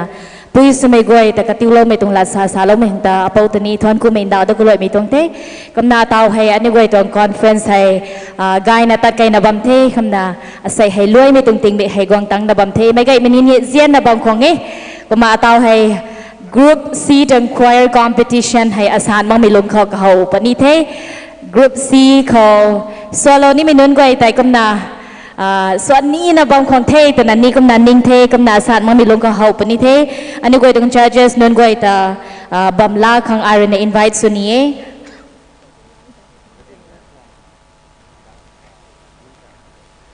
Group C เขา judges โซโลนี่ไม่นุ่นจันแต่ไอรนักำนาจัดแต่กุมปาปลวิไทยกันดีกว่านะฮู้เขากระเสียมเรานะบ้าไม่ต้องบัมเขาให้กำนากวงลาเราปฏิวัติขังจ้างไว้ไม่ต้องเงี้ยไรไม่เขาการคุยการไม่ไกเบียกำมังปาไม่เดวิดกอนไม่อันนัมโปกอนไม่โอเบตเรียไม่การไม่รองไม่ดินชุยหลวงการไม่กามากุยการไม่อาคณีกับไม่เซียนถุยลิวรองไม่judges นุ่นกวยแต่ไม่กวยนะบันได้นะบันนะ welcome สโลคนนี้บันได้นะบันฮิวจีนี่ฮิวเรานะ welcome สโลโคกันนี่กวยนะเรนราสินี่เรนรานะกำนันในให้ข้างเราแต่ปนี้อาศัยให้นี่กำนันกันนี่กวยนะ choir group C ตรง choir competition เขาให้ judges นุ่นสโลแต่ปนี้เท่แต่ไม่แต่ไม่ไงมันเขากำนันก้าวดาวเราไม่ต้องเท่ติดไทยแล้วเว้ยGadim Jang Baptist Church ตรงกายหมอเขาแต่การีดุยผงไม่กุดขังสุบัมไปแจงใคร Grey Color Number ตัวติดไทยแล้วแค่มีแต่กระตุ้มใหม่ในไซต์สุดเราโป้ตัวนั้นแจงไว้ไม่ตรงแท้Group C ตรง choir competition ให้กระหอบมักไม่หูเขาอาศัยอันนี้ปุ้ยสมัยกวยเรนะกระดันไม่มากนะจูนามีตรง conference เขาให้กระเจ้าตรงงั้นบ่ไม่ให้อันนี้กวยกายทั้งบ่ไม่ปูนุนกวยอาคัดนี้กานุนกวยเรนะกายไม่ปานรู้ยังกำนักกันนี้กวยแต่ทวนกวยอาคัดนี้กันนี้กวยแต่เจียเน่สามีแต่อินดาวโลนีนันนี่บางของเงี้ยไม่ไกลไม่น่าเรียนราไม่สินะเท่าดิ่งโลนะกันนี้กวยแต่เจียเน่อาคัดนี้จะคงสวยทวนกวยสามีแต่เลียเราไม่สินะเท่าดิ่งโลนะบานปาได้นะบายโลคนนี้โอเคกันนี่กวยกายไม่ปานเครนะอันนี้กวยจูนัตนาตัดตัวนะบ้ามีตรงเท thank you ดุงไก่โลดุนโนเททวนกูเท อาศัย Group C จง competition เขา judges นั่นก็กวยรนาสาวเรานี่ไม่กำลังหน่อยสักคนสมัยอันนี้ตรง judge กางคุยกางไม่ก็ไม่รอ soprano สาวเราปนี้สักการเบียนกำมังป่าไม่รนา alto สาวเราปนี้ David กอนไม่รนา tenor อันน้ำโปกอนไม่รนา bass Obed Ria Mayrana dynamic, God Mayrong Mayrana rhythm, Dinchi Longang Mayrana harmony, voice lending, Kamagui Gang Mayrana diction, Dinchi Longang Mayrana performance factors.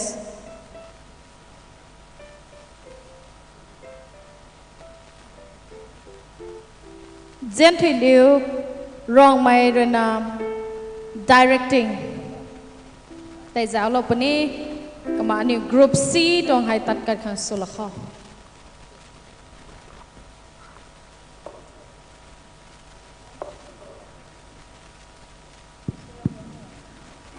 ก็เขาไม่มีหัวเขา sound check สุขังอันนี้ไว้ตรง music committee นั่นไว้ตรงนั้นจะเอาสิโลปูกันนี้ไว้ตรง green signal แต่พังไอ้ไทยอันนี้ไว้กำลัง competition art แต่ตัดไก่ปนี้เทกำนันนี่ไว้กลาสาโลกังกำนัน serial number 40งานให้กำนันนายนับมั้ยกำนัน choir 40คนน่ารางวัลตรงลัดไตลูสนะนี่ไว้อาศัยนิกิงเกาจำนับนี้ไม่ขังตาไม่ไงไม่น่าจำดานับมั้งโคกำนันส่วนจุยมิรานัดปนี้สันเทอาศัยนี่ไม่ไงไม่น่าสโลไม่ไงแต่ first ลามิสุกันเดียวทุนนี้First lah misugai to, kumna first ay katum na pani tite. Group A ko first nai pani, Group B ko nai pani, akani Group C ko nai pani te. Sami ta adia kerkau dah, lo may tong te. Kumna suan chui na solo pani may kang tani kaloi dan atuan ko may tong te. Sa Group C tong competitions ko judge lo ni may ngoi hai. Ni ngoi tong competitions ko judge subiura may ngoi pang te. Rai liang mi ko oza. Gang kui gang mai kamai he associate pastor chilon me the kuma kanai mi kho oza kaibian kamang pa mai kamai he proprietor Synthesia School of Music kuma ye kuma Sir David gon mai kamai na bimus loilalana RBCCCI kho choir director sa nabame kani music director sa nabame the kuma oza annam po gon mai kamai na RBCC music committee members the kani music teacher sa nabame ye kuma Pangu mi kho za Obed Ria mi hai choir director suna ba me kamai hai MBC ko choir director suna ba me kamai na piano grade 8 ini loilang na ba me the kuma saruk mi kho gan mai rong mai kamai hai bimus loina bam tunge music teacher ni suna ba me masanai mi kho za Dintri Longang mai kamai hai Sunday school superintendent the ban rong tau dai zang kamai the kuma I the sad mi kho za Miss Ka Mai Jin Thui Liu Rong Mai Kamai Hai Music Teacher Sunabame ARSM Delhi School of Music Tong Faculty Ni Sunabame Kani Goi Ta Sa Khong Lien Mi Suna Mai Gai Mai Ban Pa Da Mi Kha Hilo Da Kho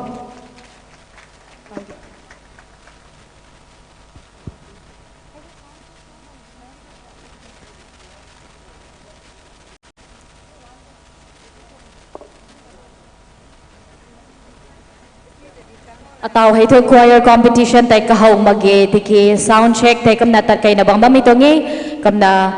music committee akani sound sin bami nun goi rena nu the sami tai kamna kani rena signal te tiloi sai tai ani goi asai group C dong choir competition hai kamna kahau puni the kamna asat mong mi hu kho asat mong mi lum kho kamna kahau khang jamdan na ba mami tong te mai gai mini nei su mita asai hani kamna khang kaloi lo dak khang di the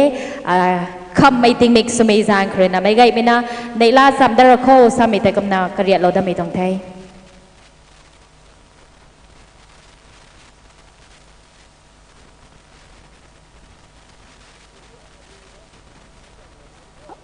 กับพิรูคนตอนนี้กำนาดิ่งเราหนุ่ยมาใส่ไงที่ไม่ต้องแอดจัสต์ช่วยนะสุเรานะกำนาเช็คแต่กำนาสุเราปู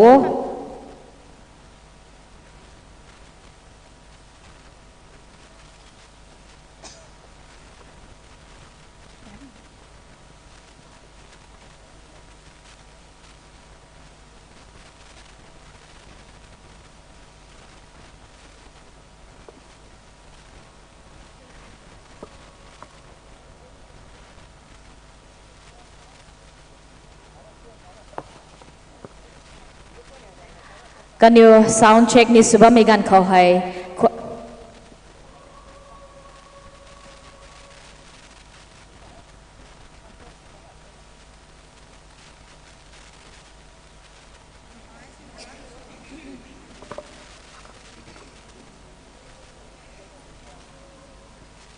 sound check สินะบ้าไม่กันเขากันอยู่รวยรับตัวไทยเขาหนูขังเต serial number 1เขาส่วนเรานี่ไม่ต้อง choir members นั่นก็แต่หูเขาปัดนะ ready สโลขังที่ไทยไม่ต้องไทย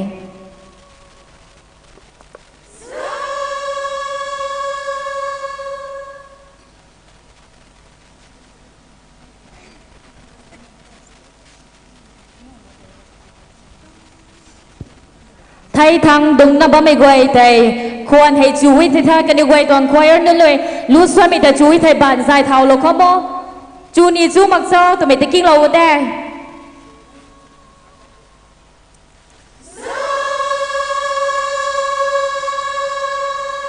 จูทันเทตัวไม่ต้องสัญญาณไทยบ้านใจเท่าเราเขาบ่จูที่นี่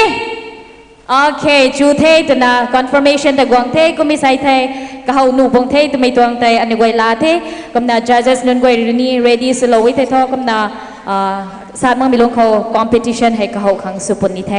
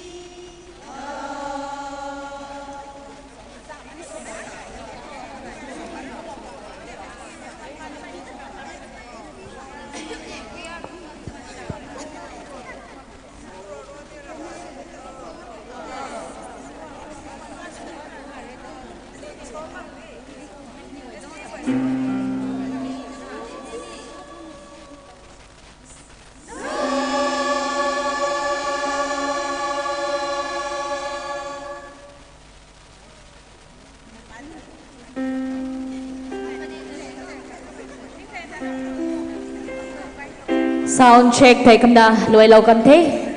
judges นั่นกวยรนี่กันอยู่ตรงบัมเขาให้กำนากองตรงโลนบัมเทกำนากะมินิทอคัดลงเขาให้ anyway ตรง group C ตรง choir competition ให้เขาปนิเทกำนา serial number 1เขาส่วนเรานี่มีนั่นกวยรนี่กำนาปัดติงโลนบัมเทเตาให้ sound check สู่เขากระเจ้าเราก็ไม่ตรง choirs นั่นกวยรนะตัดลวยเรากันนี่ไทยserial number 1 ng lugar na nakagantela kan dito. Serial number 1 Baptist Church tong women choir nun tayo. May gay na welcome sa na bad paday na baylaw ko. Kanira na tat na ba may ko kagan save so kang tay. So luay magmayhu ko. Serial number 2 ko swalo ni may Arame Baptist Church tong women choir ng lugar tani. Hu ko hay pat na ready sa lo kang ditay mitong tay.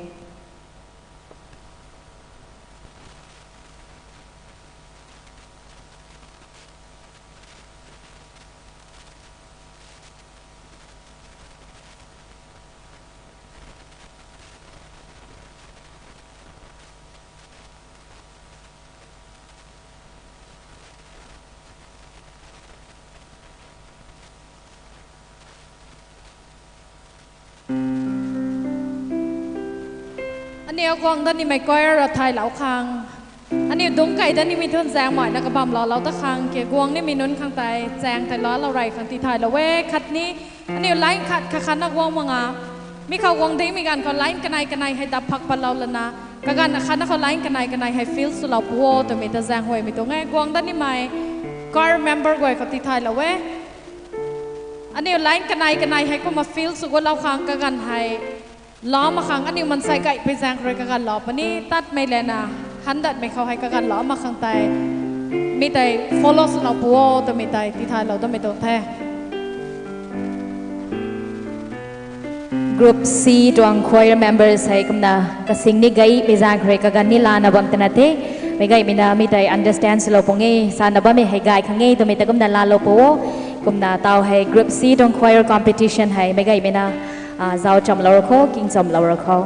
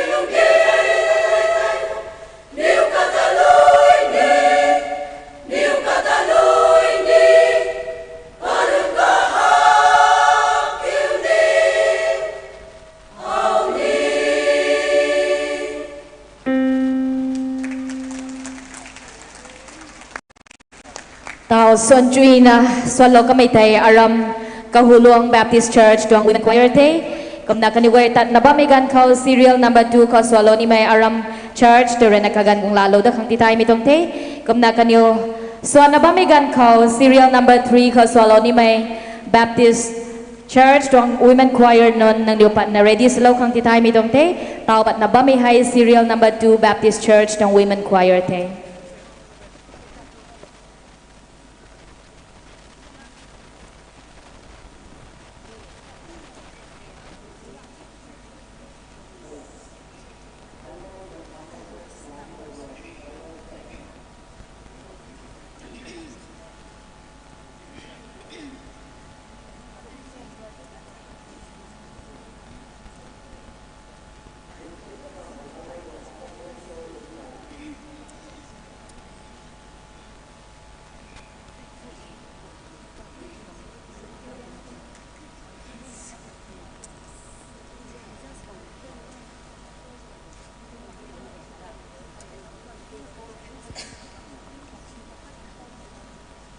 Serial number 3 ko swalo ni may choir nun way na hu ko pat na ready slow kung titay mitong te.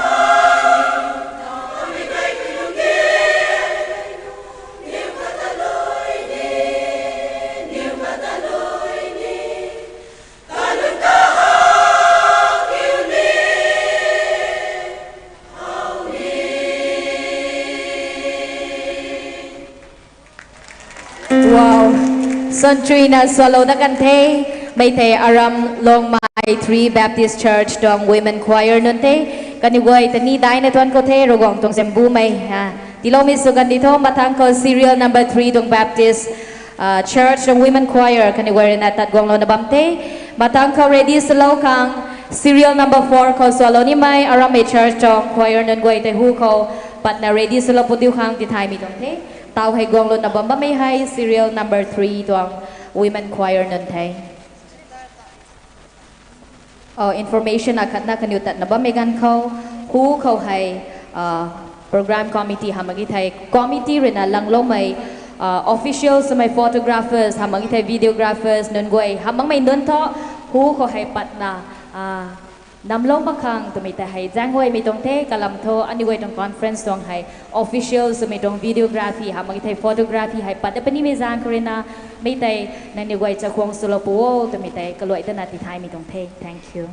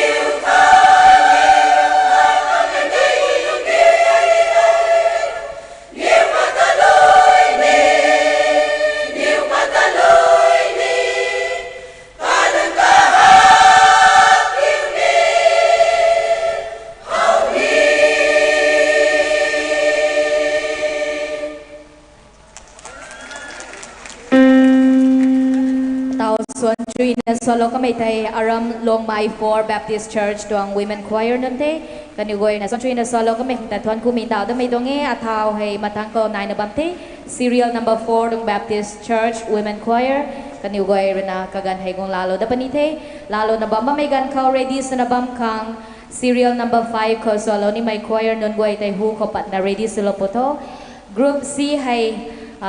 choir members hay ni kasinggay bizan krenaตัดไม่เขาหันดำไม่เขากกันให้นี่กันสักลานะบัมเทไม่ใจไม่ไกลไม่น่าบางครั้งมาใส่สิ่งไกลตั้งแต่เทสามีแต่นี่ก็น่าไทยโลนาเบียร์สโลขังก็เลยตั้งแต่เรียนไม่ตรงเท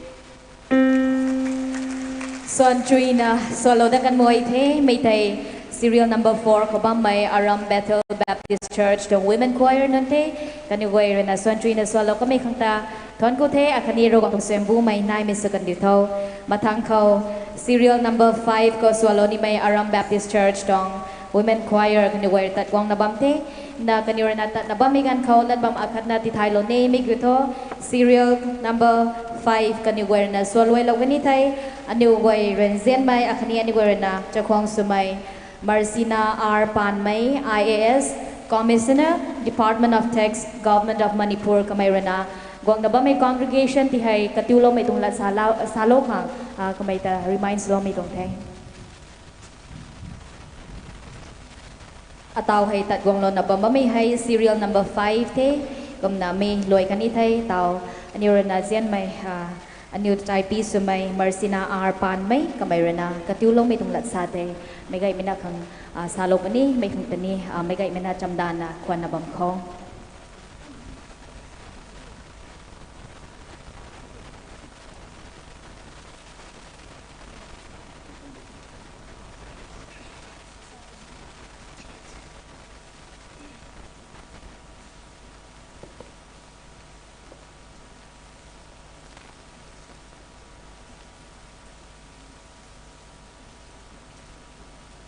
Kaloy dana may gay mina Thai na bam kang salo dani serial number 5 ataw swan na ba may dong choir na kanigutong kagantay laloy law kanitay 6 swalo dani may tay matakhat kwalaw po na niway kaw hay pating na kwan na bam may tay nang niway na isum ireren rap ni may zang kotire na matakhat nang niudong bam kadadong law itay anigoy na chakong sumay anigo chai pi kamay na katiulo may tong latsa saloy law may tang tere na anigoy biak tere na kaw patiri tay na niway palaw po sa mi tay aramay serial number 6 ko ba may choir nan kaw kitay mi tong tay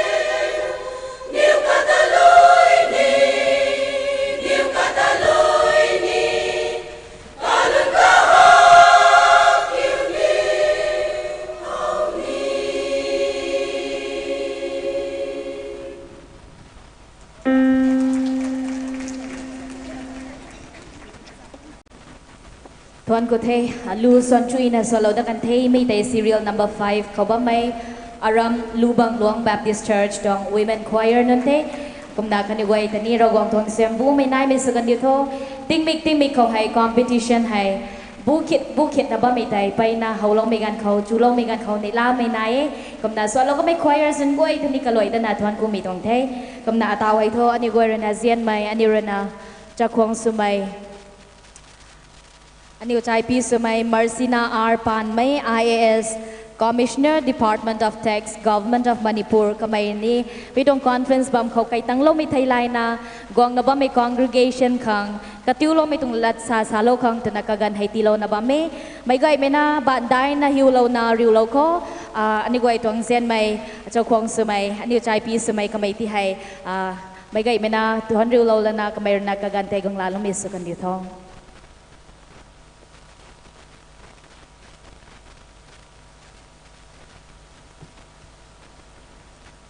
ลูให้ส่วนซีนะส่วนนั้นบ้างไหมตัดไก่ขังไก่นะบ้างเดี๋ยวก็มีจางคนไอ้กันละสังละแกไรเลียงมือเขาก่อยเป้าระหว่างตากังเงินแมงทวงกูเว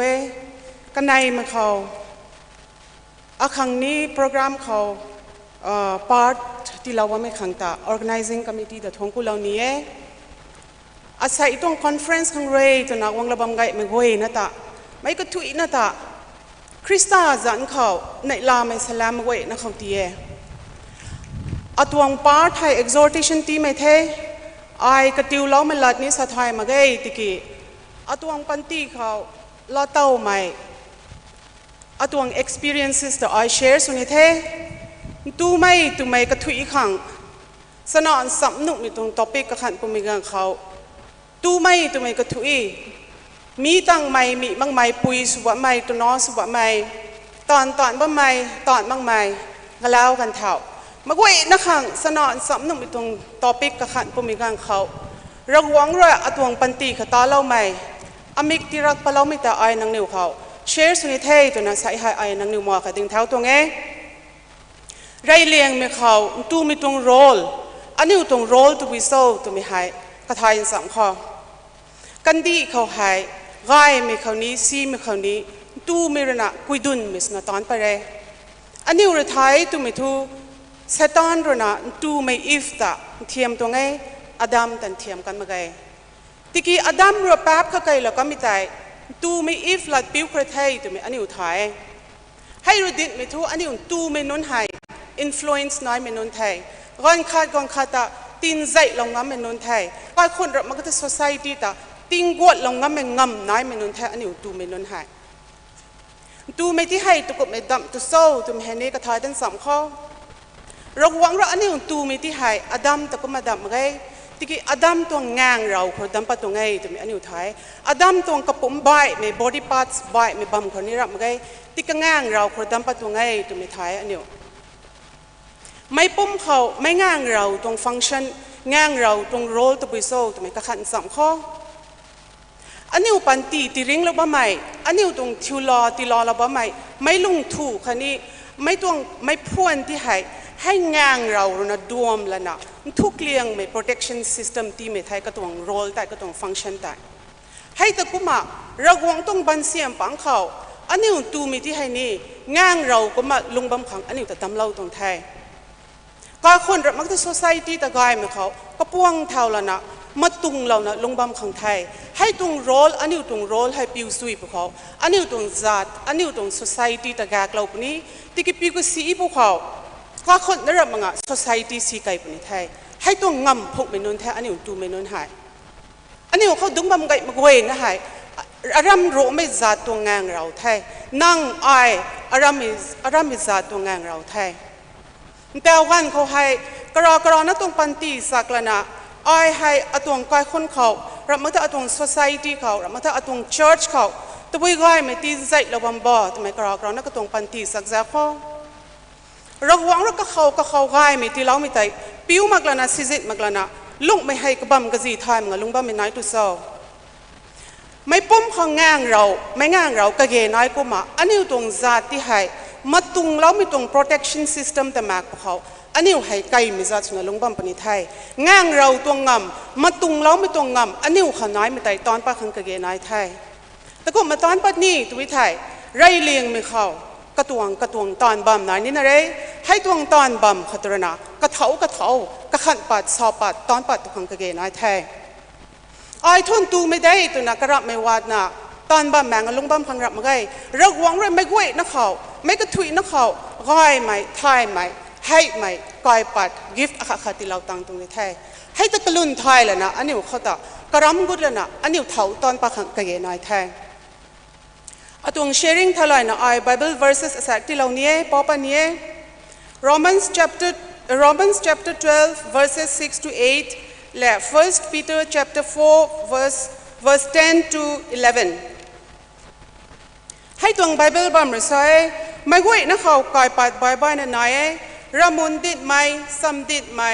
เสียมรวยสุให้ไหมซ้ำเล่าถ่ายไหมกระติวเล่าถ่ายไหมกระดัลเล่าถ่ายไหมเจ้าเสียเราถ่ายไหมตีปัดงาไหมกะปีสุไม่ปุ่มตันคอยในไม่ปุ่มตันบายนะมากุ้ยนักเขากายปัดให้นายไทยเท่ากุไม่นักเขากายปัดเราหวังว่าที่เราไม่กายปัดแต่กระลุนไทยมึงลุงบ้าไม่นายไทยน้องตวง talent น้องตวง personality ก็จะเจ้าไก่เท่าเจ้าไก่เลยนะผู้มิ้นกุลนะนั่งระให้ไม่ไทยไม่ขดายกระรำกุนีในไทยงานเราตัวงามมาตุงเราไม่งามอันนี้ขนายไม่ไทยระวังหิมขังตอนประขังกรำกุนีนาไทยนั่งเขาเอาเขาน้อยไม่กลายปัดแหละสนอนสับหนุกไหม career scope ให้ต่างทุกกันดีเขากระเทียงงานบันเท civil service medical service engineering รับมาก็จะ academicians นะรับมาให้ต่างทุกไว้นะ scope ให้ career scope ให้ไก่นายบันเท management programs business programs digital marketing software developer website development blockchain technology ให้นะรับมาก็เทียงงานบันเทแต่เอาทุกอินเทอร์เน็ตจุกดิไทยดิจิทัลจุกดิไทยอินเทอร์เน็ตโครนากันดีกับคุณประเดี๋ยวตรงลำกับวินาไทยหนูไทยไล่รีใครนี้อินเทอร์เน็ตโครปอนุปอนักไทยหนูไทยรับกวยนะอันนี้บอนขนาดบันดิไทยอันนี้เราตอนปันนี้ไม่ให้กระดับไม่นาดิไทยกระดับไม่ให้ทุกอันนี้เท้าไทยให้ตวงเท้ากระดับไม่เท้าตอนปันเป็นนรนะปันตีเขาไหวไม่ทวีตไม่เจ้าแก้วไม่รอเต่าตรงไงตรงนี้ส่วนเราเนี้ยไออาศัยให้ลุยมากไม่บิวมากไม่นั่งในหม้อเขาไอดึงอะไรไม่หายอัตวงแพลตฟอร์มอาคาดนายจันเร่อัตวงลำเขาอัตวงเทสต์มินีกุมกตินนะสาวเรานี้2007กุม IMCA selection พังเอปุยอาคาดชนะงอนนายตังอ่ะอัตุนนายนะกระรำมาให้ตวงตอนพังตรงไงอันนั้นอะไรมีปูกิลเบิร์ตนะแกเว้กิลเบิร์ตไอติงกุมสรุปตั้งรับตรงมีกุมงอนะกันนายไม่ปนตันนี้ไม่นุ่งตีเมกนุ่งกะหัดแต่อัตวง MCS result ปัตตงไง2007กุม7 July นุ่ง hospital ของงอนะปนทาง ready สปอร์ตมีการเขาก็ขุดไม่นุ่ง newspaper เขา MCS result พอเต่าไม่นุ่งเรื่องน่ะเขาแปลที่เราตรงไงให้นุ่งแต่อัตวง result ปัตตงไงให้นุ่งแต่อัตวงตอนบัมพังตรงไงให้หมอเขาไอปุยอาคาตุนะนี่รวยแล้วเว้ยอันน้อปูแต่บูประเดี๋ยวตั้งรับตัวละนะบูปังงูตั้งนี่ตั้งมักนี่ตัวมีการข่าวไอfinal exam ถอดตัวไงเราหวังเจ้าเจียนปอนครนะข่าวไอ gold medal พังแล้วเว้ยปุยอาคาตุนะเลริกปอนกระรับมีให้เรียนรอฮักเดเรียนรอซีเดงอนั้นเทียมมีนายมาเรียนรอแต่ปุยสมินุนไทยเดียงปงไงไอปุยอาคาตุนะรวยเราเท่ก็มา MCS exam ให้นี่ทอดบังเทก็กันตัวไม่สมานแบบงอนจิบตะก็ไม่ได้เขาสกูลตะก็ไม่ได้เขาได้ไอเรียนรอสินะกระรำมาให้ตรงตอนพังตรงไงให้ปอนเพราะไอนังนิวมาเขาใส่ให้ดึงบัมตรงไงตรงนี้สาวเราเนี่ยแต่ตัวไอเอสให้นี่คอนเฟิร์ตสุดท้ายให้คุยให้เราคงจะเจมปอนเขาเลยเท่ากุบไม่มีใจใหม่นะไอทูมีตังที่น่าละริกปอดข้างมาให้ละริงซ้ำแต่ข้างมาให้ตัวไม่นายไทยตัวบ้าไม่นายไทยอัตวงปันตีเขาปัดก็ไม่ตระหนักนั่งนิ้วลุงหนึ่งที่เท้าเราไม่สุดที่ว่าก็มาตัวน้อสุนัขกระรำบ้าไม่นุ่งกวยนะเขานี้นั่งนิ้วลุงหนึ่งก็ติวเท้าเราไม่สุดที่ว่าเนียนไม่ได้ไม่มาไงเทียมไม่ได้ไม่มาไงไอ้ตัวลุงสีดีกีรับมาก็ไทยอาคังทุกกันตัวไทยรับมาก็ไทยไอ้ตัวละเรียให้มีกี่ตัวได้ข้างมาใครเราหวังเราก็เขากายปัดที่เราไม่เข้าใจกระรำกุดขังอดีตไทยกระรำไปตวงปันตีเขากระรำบ้าไม่ลงเขาเรียนรอไม่กุ๊กไม่สั่นไม่อสูรในวงปนิได้กระรำเซนสีกระรำวงไทยกระรำเรนอันนี้กระรำไทย ที่กี่ตับไม่กระดับไม่กวยวังตักมันไม่การนี่นายปนิเดกันแสงสิ่งคนนะกระดดัดคนนะกระดดัดบ้าไม่ดักเขาได้ให้ดักเขาได้มันใส่สุมัยอันนี้ลุงเน่งเขาหายมักไม่ลุงเน่งซีไม่ลุงเน่ง negativity จัดบ้าไม่การไทยลุงเน่งกระตัวกวางปนิไทยลุงเน่งไงกวางปนิไทย frustration กวางปนิไทย depression สุปนิไทยให้นรับงานเน่งไม่กลายแล้วนะกันขัดกวางขัดอะมาไม่ลุงเน่งอจูนี่ปนุดที่กินเซียนมันนุ่นกวยเขาไอ้สาวนี่ไม่ถูกวังตั้งมังกระดดัดคนนะกระดดัดบ้าไม่ได้เขาได้รักวังรักอันนี้อุตส่าห์เราไม่กันไทยอันนี้อุตส่าห์กระดุนตุกเราไม่กันไทยอันนี้อุตส่าห์ personality character nature ลุงนิ่งบ่แม่งปันตีก็เว้ยนะกระดุนตุกเราไม่กันไทยกระดูบ้าไม่กันเขาได้อันนี้ขอเรียนรอปนิได้กุกมีอจูดูปนิได้อันนี้เราไทยตัวไม่ถูก olive ไทยโครนะก็มันกุ้งก็ไม่ olive เท้า olive oil ส่วนปนิไม่หายก็ไทย the process ไรล่ะนะก็ทิวตันไม่รู้นะก็รอยนั่นเนียกงาตะไก่นะก็มันกุ้งก็ไม่เท้าแต่ส่วนปตรงได้กระแสให้นี้กันดีบังครสาวประดับแต่ไม่กระแสขับปิวนุมาไงก็ตัว purity แต่ดีป้าขังไม่ขราวไก่ละนะตีนุ้งไก่ละนะก็มันกุ้งก็ไม่ตัวกระแสแต่ดีป้าตรงได้ให้ตัวก็มาอันนี้มันใส่ตรงปัญจิที่ให้นี้รักวังตัวปลานลงเขารักวังรักเขาไม่เทียกไก่ไม่เทียกเขาก็เสียมป้าขังอันนี้แต่ไม่ขราวไก่ไม่กันไหนตีนุ้งไก่ไม่กันไหนอันนี้แต่ process เราไม่กันไหนBible verse ขัดที่เราด้านนี้ให้มองเขาได้อันนี้เขาตีนุ้งไก่ไม่กันเขาได้ตีนุ้งไก่นะอันนี้แต่ที่เรียนรอบ้างไม่กันเขาได้อันนี้เขาข้างทายไหมควรทายไหมให้ challenge ได้ไหมคะสุนัขบ้างไหมแต่บุยสุดนะท่านเต่าตรงจุกดิจิทัลตรงจุก high speed technology อินเทอร์เน็ตตรงจุกเขาเราเว้ยนักกระตุ้มบ้างไม่กันเขาอันนี้เขาคนไทยไหมสรุปให้เราไก่แท้ให้นรับงากันดีเขา luxury กระเทียกรับมือไทย convenience ไงว่างไปจางคนนะอันนี้เขาอาคางไหมสรุปให้นี่เราไก่นะปั๊มไทยให้เว้ยรู้นะอันนี้ตรงบุมาปันตีคริสเตียนตรงปันตีแต่ challenge ได้นะข้าสุนัขบ้าไหมที่กี่เราว่างเขารับเว้ยนัดติกุดแล้วนะเราเว้ยนัดเป่าเราเขาอันนี้อาคางไทยปุ่นนี้ควรไทยปุ่นนี้ก็มาตั้มบ้าไหมกระรำบ้าไม่ไหววังตังปนิไทยเนียนไม่ใจไม่มาไงวังตังปนิได้ไอ้ Bible คนนั้น illustration อาคติเหล่านี้อิสราเอลไม่กวางโซลตรงปันตีขับปัดกันไม่ควรไทยมักไม่คันนี้ลัดปิวมักมีจางคนนั้นก็ไม่ป้าเขาไกลเราก็ไม่ให้นรับงานกระตรงวงบัมปางคนนั้นก็ไม่ไกลกับไม่ตรงปริแต่อันนี้กระดาวสามข้อ First Samuel chapter 10 verse 8 และ First Samuel chapter 13 verses 12 to 16เขาโซลกวางตรงปันตีขับปัดกันมีแต่ฮิลาเวฟิลิสตินไม่แต่ริดาวตะขังอิสราเอลไม่ริไม่นุนโซลกวางรนะลิดสุลนะเรดี้สบัดไม่กันเขามุซุงซามูเอลรนะกวางอ่ะโซลขัดสลักกันเน่นั่งตวงริไม่นุนกวยแต่พงแล้วนะกิลกัลจะไม่บัมขัดตัดเท้ากิลกัลจะไม่บัมขัดตัดละนะนางจางสนายแคมส์บัมพอนอไอ้กวางปนี้ไอ้กวางละนะรักกวางต้องสุนทัลละนะเราคางตรงตอนตะเกียน้อยไม่ตรงเราคางตรงตอนแต่ตอนเปล่านะรักกวางต้องสุนไทยลอยนะรีตรง strategy ต่อไอ้นะคะวงสารดับนี้ตะกี้นางกิลกัลจะไม่บัมก็ได้แจงสนายทุนนางแคมส์บัมนินเรย์ตัวนะโซลกวางก็ดีละกันเนี่ยโซลกวางแต่ให้กันก็ได้ก็ตัวรีไม่นุ่งกุ้ยแต่พงละนะกิลกัลจะไม่บัมก็ได้ละนะแคมสุดท้ายตัวแคมส์บัมไม่กันเขากันอยู่ตรง enemy แคมเขาฟิลิสตินไม่ตรงรีไม่นุ่นตันบ่าวไม่มันใส่สิ่งเขาท้ายตัวชอบกิดอได้ข้างมาท้ายตัวกันอยู่ตรงมันใส่ได้ไงหลังตัวนะกันอยู่ตรงตะกวนเกรีนิสนี่นะสิ่งตำรวจเวตัวนะไบเบิลเขาโคตรสุดแล้วให้ตะเขาปุ่มไม่กันเขาอิสราเอลไม่นุ่นอิสราเอลไม่นุ่นปิงไทย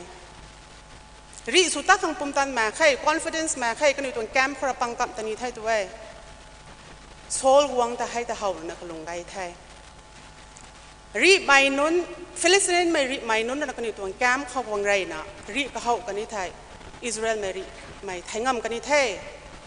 ให้ทุนนุมาแค่ตัวนักไม้กับขันไทยกรอนะตัวรำไทยกรอนะตัวงำเขางังเรานะก็ไม่ กระตุงริไม่นู้นเราหนักกระตาก็เราดูนับปักตะกันนี่มีแต่นี่ก็ขัดเอานักลุงประตูปฏิไทยให้ตรงลุงเน่งพงละนะโซลวางใจริสุตะขังเรดี้สุดไทยตัวไว้มุจุงแซมเปิลระคดีเราไม่ละใจก็ไม่ลัดเลียมไทยเราแข่งตอนตะกรอนตอนปัดไทยกรอนตรง decision law ละนะริแต่ตะกันไทยริสุตะไทยตัวไว้ให้ตรงริแต่อิสราเอลไม่ริงามกันมาใครตัวนี้อันนี้ไทยริงามมาไม่น่ารับงานตุกกันบ่อิสราเอลไม่กวางสุขังโซลที่ให้ระวงระเท้าไต่เราไม่ปุ่มที่ให้ก็พรเล่นตะขังวงใบไม่พูดไทยด้วยกระตั้งตะเขาเดวิดรุนะวงสุดกรรมแต่อันนี้ไทยโซลตัวแอคชั่นอันนี้ก็ขันสังข้อโซลระตอนปะก็ไม่ได้อันนี้ก็ขันสังข้อแซงสนายคนขังโซลแต่โซลเราก็ไม่ได้ระวงเขาบังมิลลาเร่ระวงระกตันซ้ำเราบังตัวไงระวงระกตากระรุนตุกเราบังตัวไงตัวไม่ทุ่งคนไทยขังแข่งไทยขังขันนี้ก็ตัวกุ้งก็ไม่ตัว situation ตาระวงเขาตีกุดละนะระวงตรงกันต่างคนไทยขังก็แต่แซงสนายติงคนตรงได้ที่กินโซลระตอนปะก็ไม่ได้ตุกบ่กระรอนนั่นตัวรำไทยเขากระรอนนั่นตัวงำเขา depend สุดละนะระวงตรงกันเท่าสูงมากไหมรับไม่ได้กระรำลุมชวนไหมให้พวกเราจุเว้ยเขาทำไมตอนปะกันตัวไง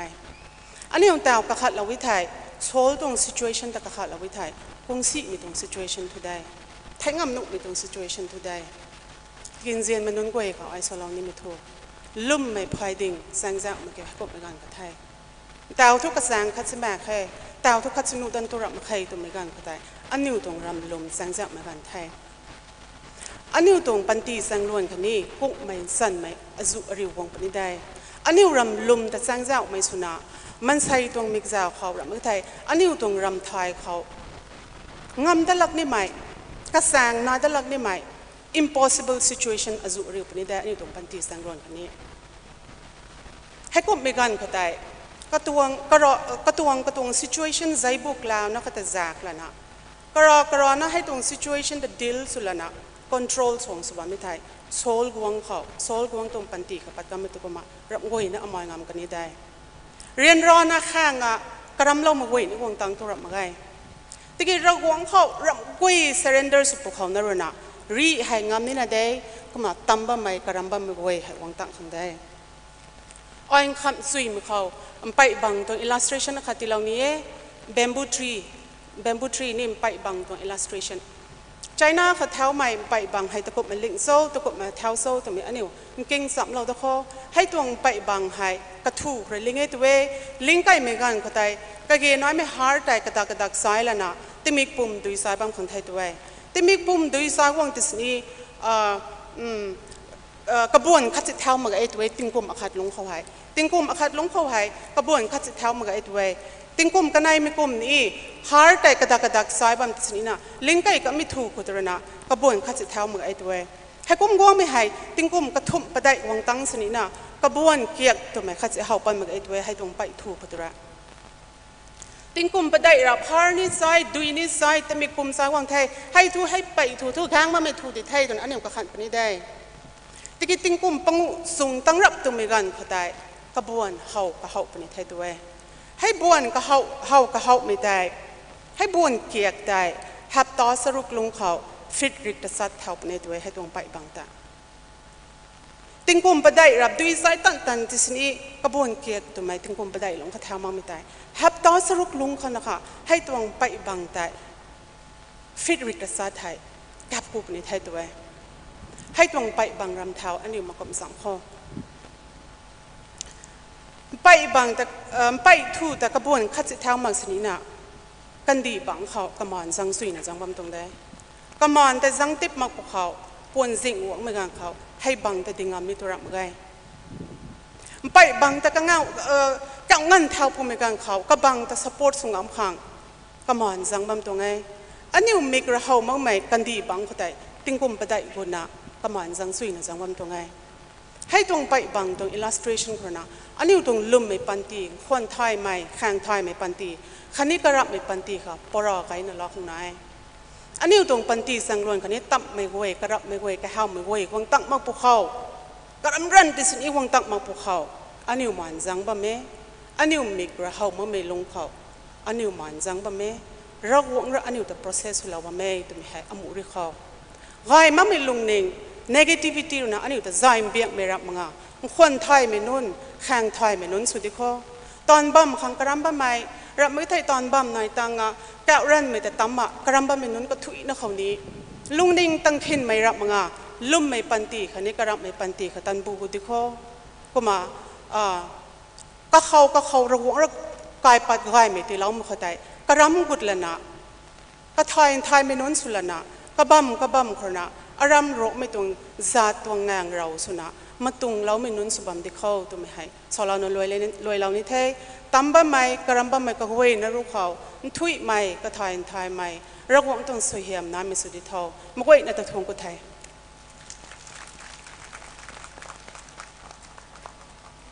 รองไม่อินดูไม่ปังเขา IAS officer อาคัดสุนะZati zau sulawma me pui akhathe ani resident mai lu Marsina R Pan mai IAS Commissioner Department of Tax Government of Manipur kamai rena mi tung bam kho gwang tang lo na kaman kuk mai katiu lo me tung la sa hai me gai mina kho salo ming ta kaloi dana thon ku min da we kam na gwang tani me gan khoni ragwang rena nang tung service khoni bu me so hiam ti lo me studio sa mi te kaloi dana ka di lo me tung the mi te le ka zau la na ta wei tho ani goi tong competition tong R hai kam naตัดไกด์ไม่สุดที่เขาจะจะสวยนี่กับบำลาโลดักันเทกัมนา serial number 6 Korean นะกัมนา continue สุดปันนี้เท serial number 6 เขาสวาโลนี่ไม่อารามไม่ Baptist Church ตรง Women Choir นั่นนี่กวยเรนากับบำไอปวนให้กัมนาลิวนะบำเทอาเชอร์สนั่นกวยนั่นนี่ไม่ให้กระสักจ้าโลกขังที่ไทยนะที่ไทยได้ไม่ต้องเทจ้างหวยไม่ต้องเงี้ serial number 6 Baptist Church ตรง Women Choir นั่งนิวตัดกวางนับบัมเทกำนักกันนิวกวางนับบัมไม่กันเขา serial number 7 เขาสวาโลดนี่ไม่นุ่นกวยตัวนะกวางละหูเขาให้ ready สุดแล้วครั้งที่ไทยไม่ต้องเงี้เตาให้ปัดนับบัมไม่ให้ serial number 6 Baptist Church ตรง Women Choir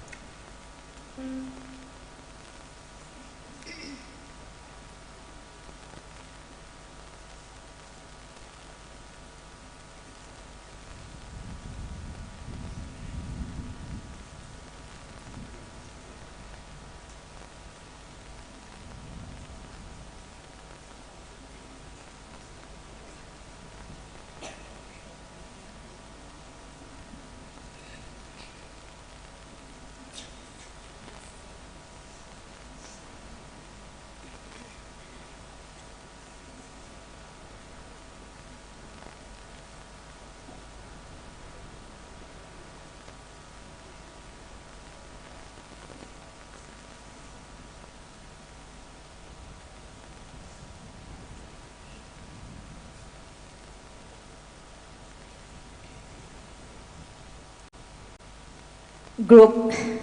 trong choir members dan hay kasing gaymay ni Zang Karina tat gwang megan ko akani tat handa megan ko kagan hila na ba mitonge may tay may gay minarin ni bahapta na bang konge kanigway na soloy law kanitay serial number 7 nanigway ready sa nabam kang titay mitonge dalanay kahunong salo kang kumna tat gwang may akani tat handa may ko 1990 dong hambagay dumitay kaluay da na remind sa lawe kamna anyo soloy na tada megan ko tay nang nigway katumay na kam talaw sina nang nigway ng marks ko teto kabiu ni may mak sa mi tay kamna choir non gway khani kamna kaluay da na ti thai lo mi tong ngay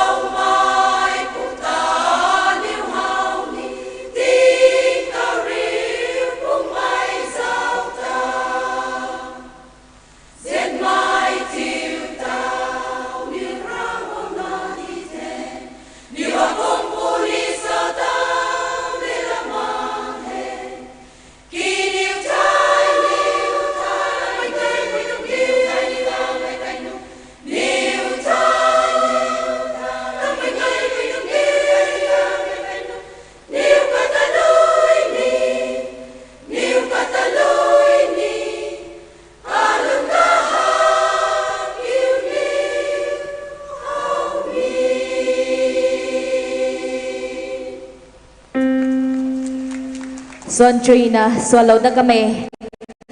อารามไม่ปลอง Baptist Church ตรง Women Choir เทกำนักกันอยู่ไว้ตอนนี้เรากวางตองบูไม่ส่วนที่เรามีสกัดอยู่มาทางเขา serial number 7ตัดกวางนับบัมเทกันอยู่ไว้เรนัดตัดกวางนับบัมเขามาทางเขา ready สนับบัมคัง serial number 8ตรง Baptist Church Women Choir นั่นอยู่ไว้แต่ ready สบัมที่ไทยมีตรงเทกำนักอาศัยให้อันอยู่ไว้ choir เร็กได้คุเรนัดลูให้กิ้งโตจำปนนี้อัตาวให้6ลอยกันเท7ให้ตัดไก่ด้านนับบัมตัดไก่ด้านบัมเทตัดไก่ปนิเทกำนำมาทางระกวงตรงลัดให้อันนี้ไว้ลูสนากิ้งเตานับบัมไม่ให้ระกวงตรงสวยมีเจ้าเสียนนี้ไม่ไก่ไม่น่ามีตรงการมงเขากวงตั้งเราละนาระกวงตรงสวยแต่ไม่ไก่ไม่น่าลาจับบัมตรงเทสู่ไม่ในสู่ไม่ให้ข้างนะบัมไม่ไก่แต่นี่ระกวงตรงเจ้าเสียนอันนี้ระกวงตรงเสียมบูไม่ที่เรามีสุกันเดียวสามีแต่อันนี้เบียกเทอรินนี้กำนังนี่ไว้แต่นี่ทวนกูไม่ดาวเป็นเล็กเจ้าละนาซาโลดไม่ตรงเท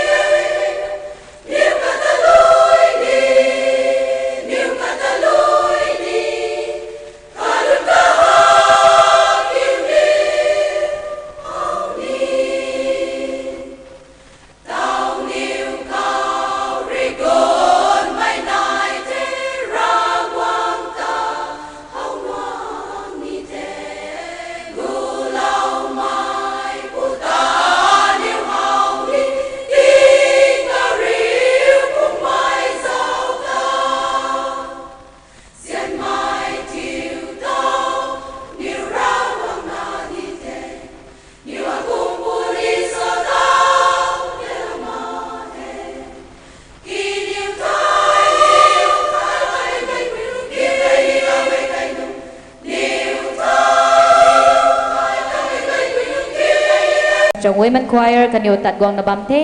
มาทางเขา ready slow ครั้ง serial number 9 Baptist Church จง Women Choir นั่นนี่ไว้หูเขาให้ปัดนา ready slow ครั้งกลอยด้านหน้าจ้างไว้ไม่ต้องเทติ้งมิกเขา competition choir competition ตรงรู้ให้กิ้งไก่หายนะบูคุณนับบัมไม่แต่ทวนกระดาให้นี่ conference ติงไปเห็นนายบางคนนี่ไทยไก่ฮักนี่ตัวเงี้ยแต่นั้นนิ่งเราเว้รู้ให้กำนักไก่บูบัมไม่แต่เขาไม่กันเขาตีลอยนี้มาเกติกิกกันเรียนพงกวางเทอาศัยให้โทคำไม่ตรงติงไปให้กำนักกวางตั้งนับบัมเทกำนักส่วนไก่ตัวนี้ไม่ตวงremaining choirs นั่นคนนี้อันนี้ไว้รู้นุกายไม่ให้กำนักกิ้งเต้าจำครั้งอันนี้ไว้นิควรนับบัมเทตัวไม่แต่กำนักกระลอยแต่นักเก่าดาวเราไม่ต้องเทปัดนับบัมไม่ให้ serial number 8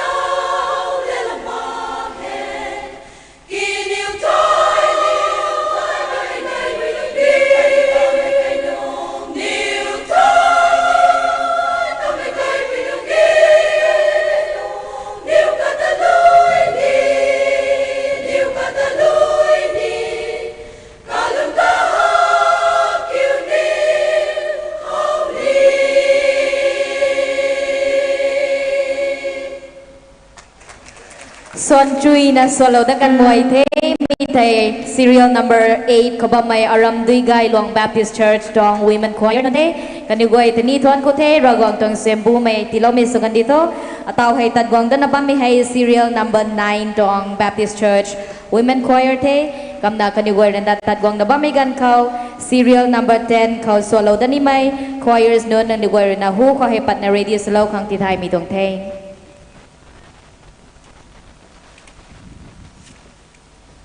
ตัดกวางนับไม่กันเขา RBCC ตรง YouTube channel เขาให้อาตาว conference ตรง events ก็กวยให้กำนา live streaming สลาวตินาเจ้านับเต live viewers ให้จริงทวงไพ่แต่จัดบูไม่มันใส่เรนา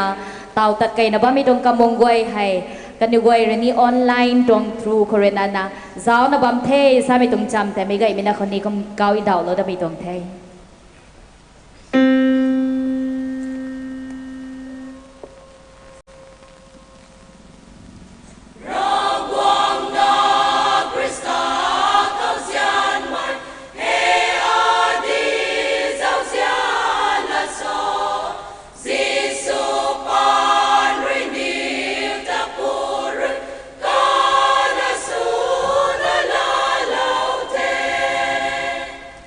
Zen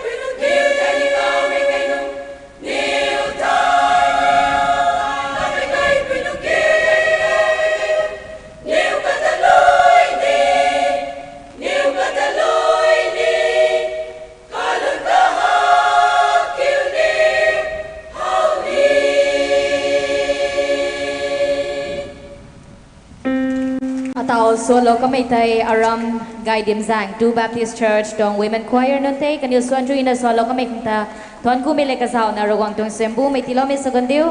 Serial number 10 ขังกักันตีเราได้เทกันอยู่ไว้เรนาตัดกวางนับไม่กันเขา Serial number 11เรนา ready สโลขังตีไทยมีตรงเท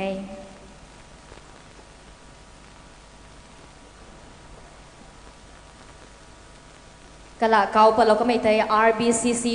ตรง YouTube channel เขาอันนี้ไว้ตรง choir competition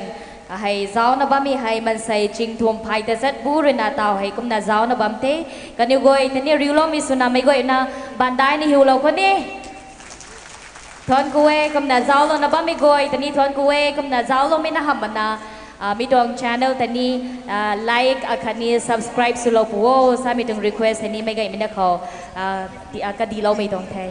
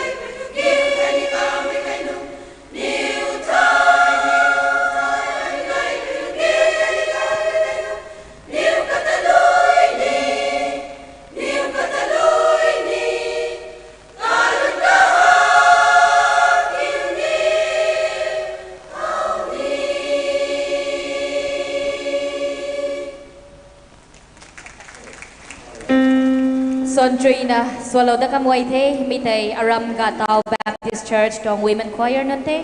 ก็นาเตาให้ Serial number 11เรตากงกบัมได้เทก็นามาทั้งอันนี้ก็ตรง Choir competition ให้ก็นาไกคิดงาก็นาตัดไก่นาบัมไม่ไกไม่นันนี่ดุงจุยนะดุงเรานาบัมก็นาดุงนี่ดุงจุยนะดุงเราได้ผัวแต่มีแต่นี่ก็ลอยแต่นาที่ไทยไม่ตรงเทมีแต่เล็กเจ้าแล้วนะดูแลในอันนี้ก็ตรงรอกไม่ตรง Bible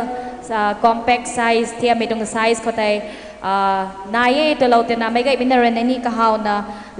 ลาลงงั้มกันแต่น่ะสิทธิ์งั้มเทแต่น่ะสาเราก็ไม่ได้อาศัยให้ copy กันสักให้นายแต่น่ะบ่ไม่ตัวน่ะที่ไทยเราน่ะบ่ไม่เท่ากุมเอเรนาก็เฮามีนายที่เท่าอันนี้ก็ตรง registration counter หามังกิไทยกับพิรุคนนายมี stall complex เขาแต่งักนะทันนิ่งลาโลปัวสามีตรง information ให้นี่ไม่ก็เป็นเขาเก่าอินดาวเราได้ไม่ตรงเท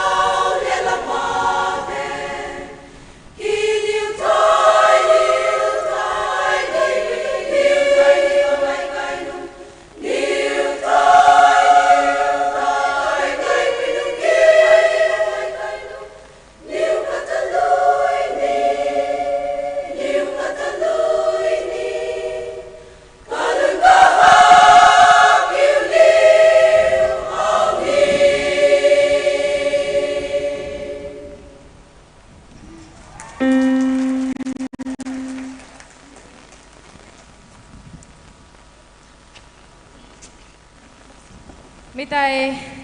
group C trong serial number 11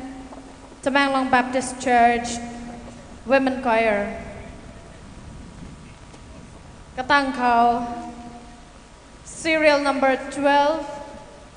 rồi na kaga lo lo to pani 13 rồi na samda lo to putiu khang giang hoi mi tong the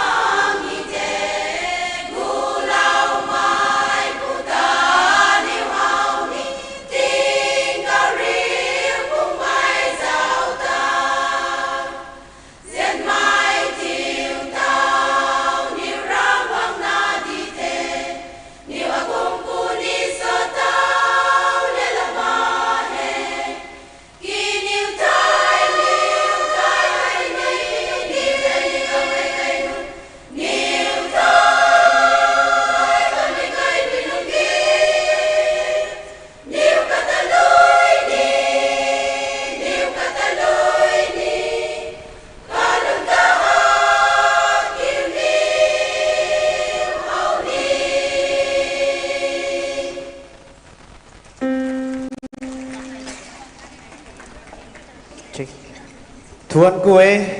Suan Sui na swalong mai serial number 12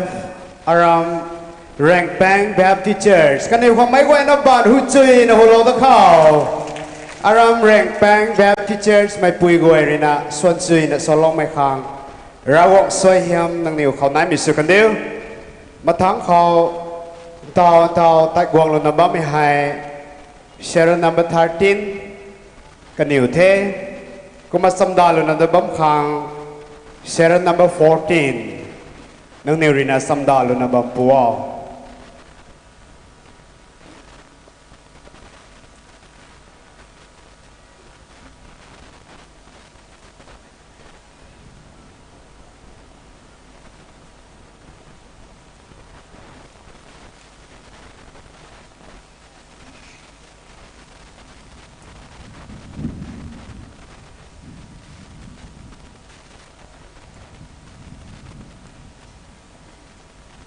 anh yêu tàu quăng đó nó bấm mày car nên có quay khỏi thay là quê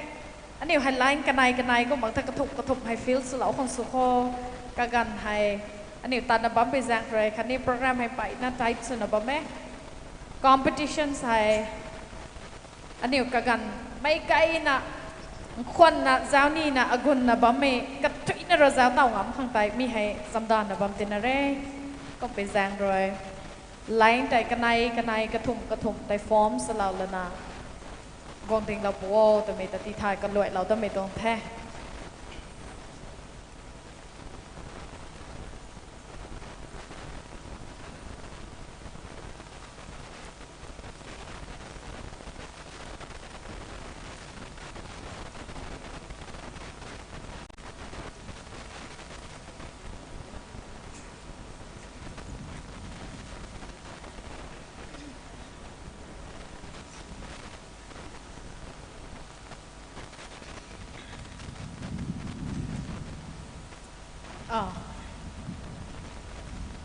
อันนี้กองดิ้งไม่หายส่วนแถวมักเขาลัดนี้กระสุนหนูแต่ก็ไปแจงใคร judges นั้นเดินสารเวไม่ดุนแต่แจวสุยเลยนะ adjustment แต่สุลาวก็หลกให้ตระหนักนี่กุนขังสุมาตัวนั้นนี่ก็มาติดถ่ายเราบ้องไปแจงใครกองดันนี่ไม่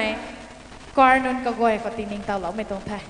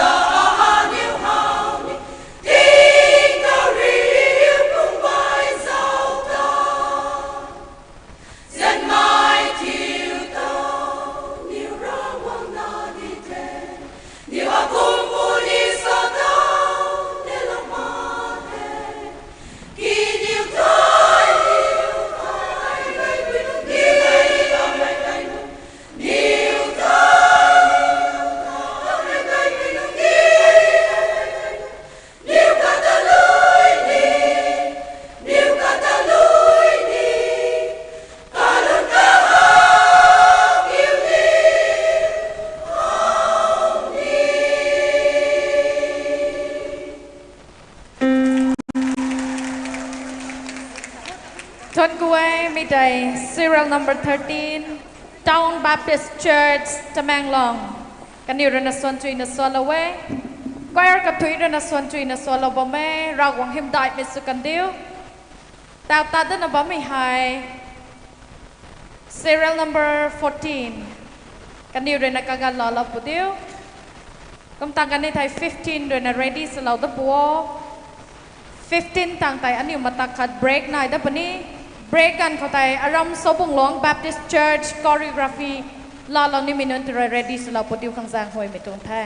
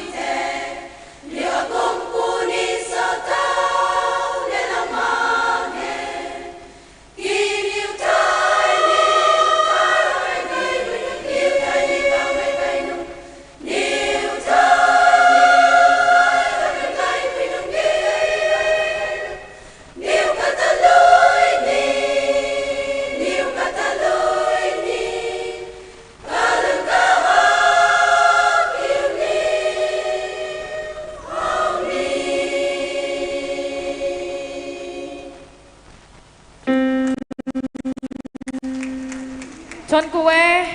serial number 14 Sram Rong Central Baptist Church กันนิวเดนะส่วนจุยนะส่วนเราไม่ขังตาทนกูเมนด่าเวอันนิวตัดกวางเราด้านบ้าไม่ให้ serial number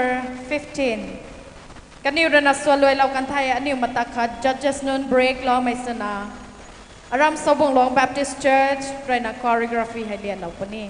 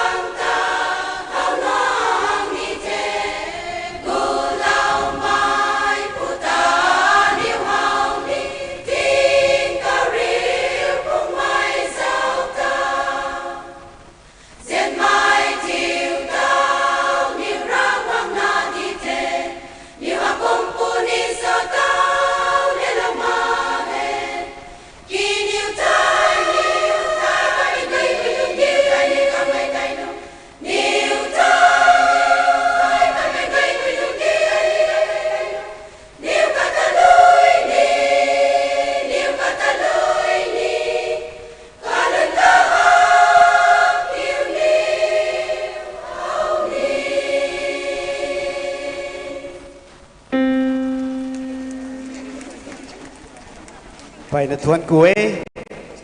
เตา serial number 15เขา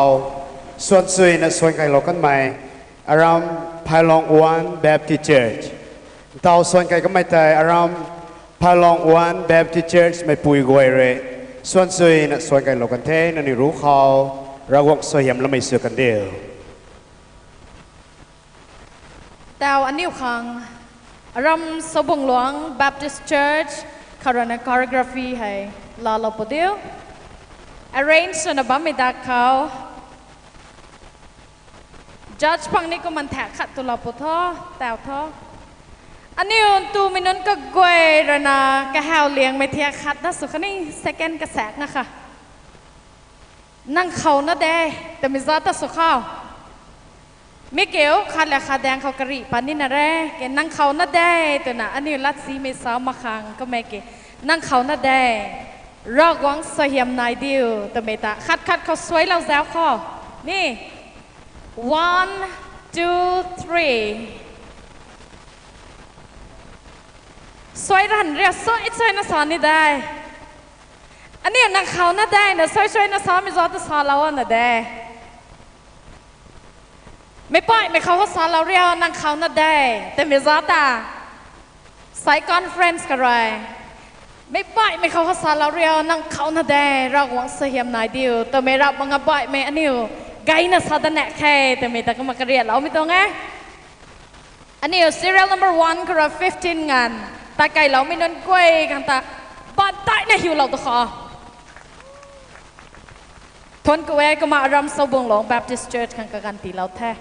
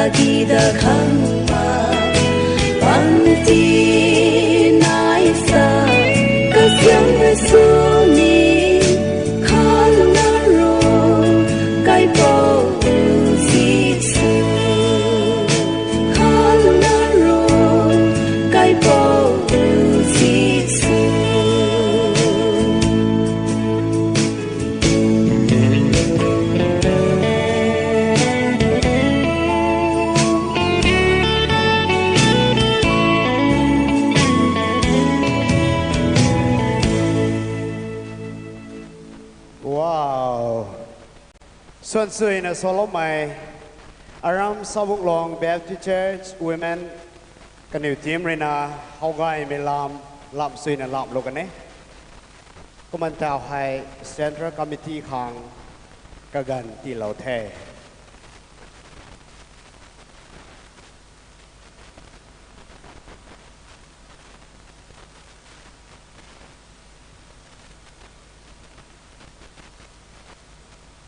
ฮัลโหลนายสังบงกันเทนักการเรียนร้อนนะบงกันเทรู้สุยมีร้อนนะดิ่งเอ้จะส่วนกวยขังไปนักการลงหนึ่งเรียนร้อนนะบงกันเทกันอยู่นี่ critical สุยมีตรง point ส่วนนายบงกันเทจะนั่นนิ่งเอ้นักการส่วนสุยมีร้อนนะเทดิจังไงเทให้ก็มันเต่ามาตะขัดทิ้งเท้าระดับนี้ทุกนี่ Central Committee เรียนน่า sec acknowledgement สุดแล้วนี่มีนายดิจังขัดทิ้งเท้าตรงก็มีที่กี่มีหูคนไทยที่ไทยตรงนี้มีขัดนายเอ้อันนี้ Central Committee members, column members, go away na ta. Sa ihe mitong song competition loe tu thai mitong stage ko photo session nai bune tu mi thai thai lo tung the. Central Committee convener, secretaries, members ka goina. Akhani kola tung secretaries, conveners, members ka goina thai mitong lusuan mitong kan loe tu thai. Ani he mi ko photo session nai bune tu mi thai lo tung the.กันนายไม่เคยนะอันนี้ปุยนุ่นกวยตรงส่วนทันนี่ไม่ขัดนั่นนายนะดิ่งเท้าตรงเอ้อันนี้เฮ้ยตายละไทยไม่ร้อนนะด่ะไอ้มันตายละสูบลักแก่ขังแบบต่อสั่งมันก็จะไม่นายแต่บันใจท่าเราจะไก่สิตัวกูไหมอันนี้เห็นตายมณีปูร์ขนมมั่มเทติกินตายละไทยมั่งไม่ไปนี่นายตัวกูไอ้ก็ไม่ตุยไทยอังกฤษเรื่องปรีร้ายแต่ขังกงตั้งสั่งพลังไอ้ตัวมึงเว้ยนี่บันใจเท่าจ้ะโอเคนั่นนี่ตรงหมดกันลอนี่นะไอ้กันมาตะขันน่ะสุดตรงเอ้จริงบางตรงปรีล้วนตรงเทนี่ Central Committee ก็เพียรนั่นนี่มีนายวิจังไปเลยมีตรงให้กันสักเราตรงเอ้มิสไม่ต้องข้างไหมทำไมเรื่องการกุนเอาได้พอดี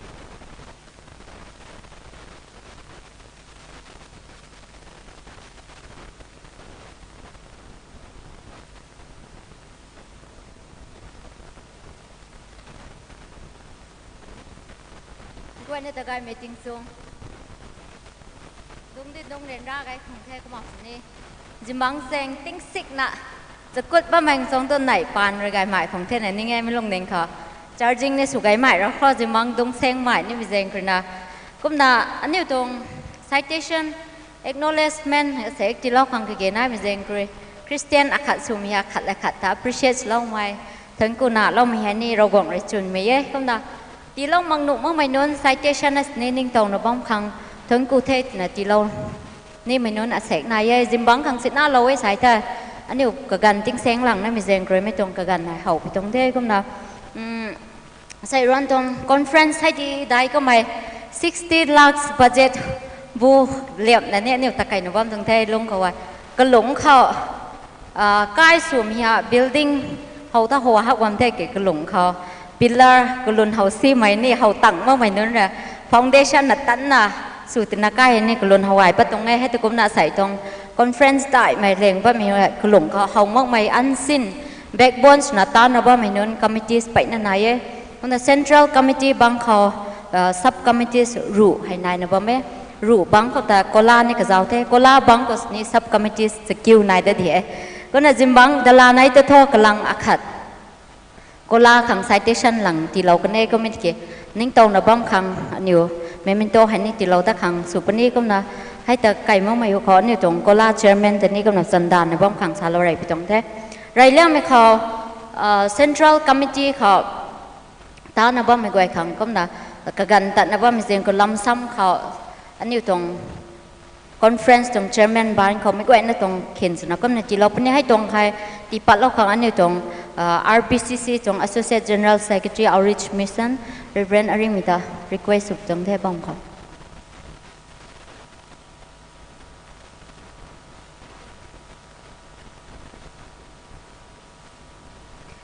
กุมดา subcommittees อาศัยจันทร์กุมดาซาลานี้ convener and secretaries กวยขังกุมดา citation with frame ให้กับเจ้าปนิกุมดา members กวยขังกุมดา citation กับเจ้าปนิให้กวยหาอันนี้ตรง chairman บ้านเขาตีเปล่าปนิก็ไม่ติดsubcommittees ดันกวยแต่กุมดาป้าเปล่านี้ Central Committee เขา Chairman นาย Vice Chairman นาย Coordinator นาย Secretary นายก็ให้มาทั้งเขา Member สไปนะตำรวจด้วยค่ะก็ใน Central Committee เขานายให้บางเขา Sub Committee สับ Finance นาย Finance Convener Finance Secretary คันนี้ Treasurer นายให้บางเขา Member สับจุยบูค่ะก็ใน Finance Committee คนนี้นายหมวยเทให้มาทั้งเขา Music Committee ของเซอร์ separate สุนัขจิมบังค่ะก็ในที่ปักกันนี้ให้นี่ Sub Committee อาคาเร่ก็ใน Program Committee นาย Media and Publicity นาย Gift and Presentation Souvenir Committee Traditional Committee Sound and Light Hospitality and Kola ก็ในให้ Committee หารูนายให้กวยขังCentral Committee Kola แต่ exclude สุนัขเตาขังสุนัขอันนี้ตรง Conference ตรง Chairman จะเจ้าเรานะ Sub Committee กวยนะขังก็นับผู้รับนำบ่ายก็สลาวเทกังลาเราข้ามปุถุอันนี้ตรง Conference Chairman Mr. Ringamang กังไม่อันนี้ตรง Conference Chairman นั่นลาเราปุถุไม่กวยนะบัตรหิวได้นี่หิวเราข้อไม่ใหญ่ Citation ขันนี้ Memento Sub Committee Central Committee กวยขังเทSir จะดิ่งเราข้ามหอก็น่าขัดได้เลยนะมาทั้งเขาโกลาตรง Chairman แต่เรนรามาสนี่ให้จงบังเขากวางเราข้ามปัวโกลาตรง Sub Committees Conveners and Secretaries กวยขังไม่จงเมมโตหานี่จง Chairman โกลา Chairman บ้านเขาก็น่าสิเรานี่ไปจงเท่ตานรันไม่ปัวขัดให้เตาตะกังนะว่ามีฮะใกล้บังเป้าอันนี้ตรง Conference ตรงใกล้บังเป้าเท่บาทนี่คือจุยในฮิโร่เขาเรนราลักนาตานะว่ามีนั่นกับปีสุมัยขัดให้โกลาตรง Chairman กับบังเขาทีมSub Committee สกิลนายได้ที่ไอ้จะเอาเส้นนะว่ามึงแต่มึงก็นับบันฮิวจุยในฮิวล็อกเขาทงกูเทอะทงกันเท่ากับน่าเขาเรลอยเราคนนี้เท่ทงกูเท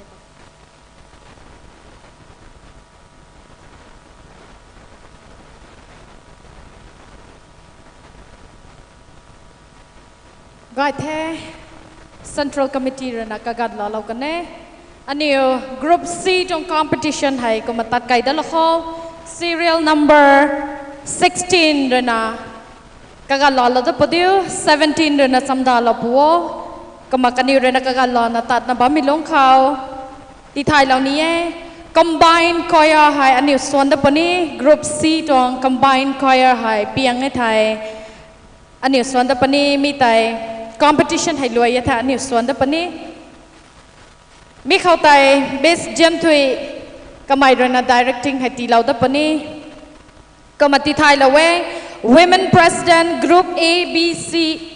Competitions ก็จะเรากันไม่ Churches นู้น Group A B C Competition ก็จะเรากันไม่ Churches นู้นก็กวยตรง Women President ไทยซิงบังคิวอันนี้มีตัวกระทรวงไหม Center Row ตัว Front Line ให้ Occupies เราปัวตัวนาทีไทยเราเว้ก็หูมีตัวโรเขาหูเลี้ยงไม่บำกันในกระทุ่มให้ Group A B C เขากระจายเรากันไม่ Churches นู้นก็กวยตัว Women President เรื่องบำเราปัวตัวมีนาทีไทยเราเว้ก็ลำกิทู Central Committee เรื่องก็เกณฑ์น้อยไม่ต้องคันนี้ทุกไม่ทวนกู้ไม่เจกระแสใครตีปัดเราปนี้ตุนสายก็มันนั่งนิ้วดงเรานะมีแต่ลาเต่ากันสนิทตัดปัดเราตัวปุริโยกลำเกทัว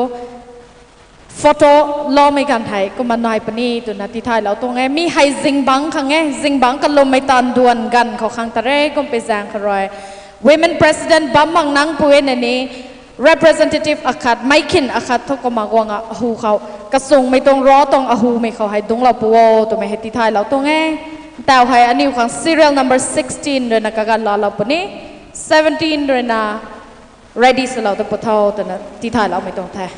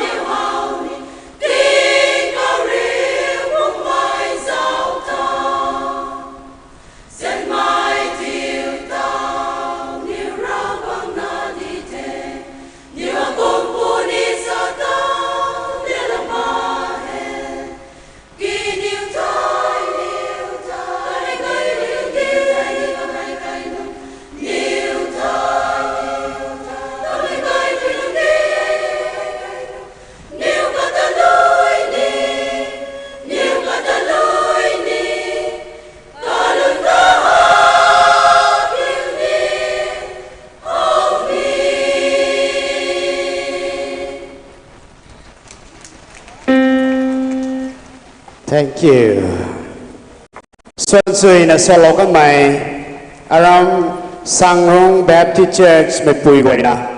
Tao xuân suy là solo cái này nên rủ kho ra bụng xây lắm mày sự cần điếu. Sangrong Baptist Church mày bùi gọi nè xuân suy là solo cần thế. Tao tại còn là 32 serial number 17 cái này rini xuân suy là xuân đã khang samdan là bấm thế. Kuma samdan là bấm khang serial number 18 thế này là ra mãi sinina nên nhiều bấm khore và luôn quăng lục búa mấy người này thật thuần cuối dân mà bùi người anh ấy từng conference hay sai Karina lôi lộc cái thế mấy ngày nè rồi ra mày nãy sụ mình thì sắc lâu mà bay bụng gai mình khâu tệ đúng suy nè đúng lâu mình quay dân mình bùi người cái này hồ lúng khâu bao mình cái người nó tận đi thuần cuối nên rú khâu ra bụng xem là mình sự cần điều anh ấy tại guồng mình gần khâu camera nón tận đây thôi giáo xin mãi lâu camera hù có tại đỉnh thình lắm mà khang dân mình bùi người cái lươn gai mình nến thâu na gai mình nến bầm khâu cái loại tên là đi thay luôn là bao mình tuổi này.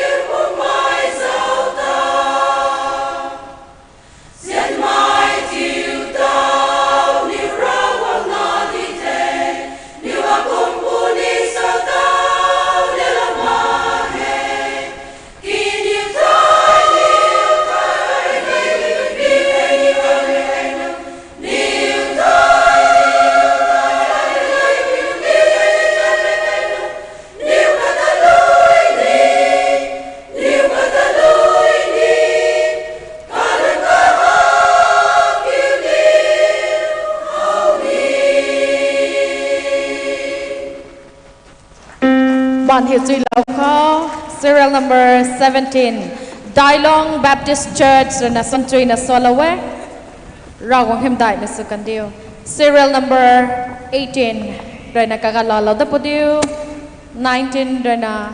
samda lo na pam puthao kama aniu samda lo na tagu mi gan khotai ka hu khau hai jam sa lo na grapher nun goi ta thing lo meni so lo ma khang ta ka tum mai quang lo podiu khang sang hoi mi tong tha tao hai serial number 18.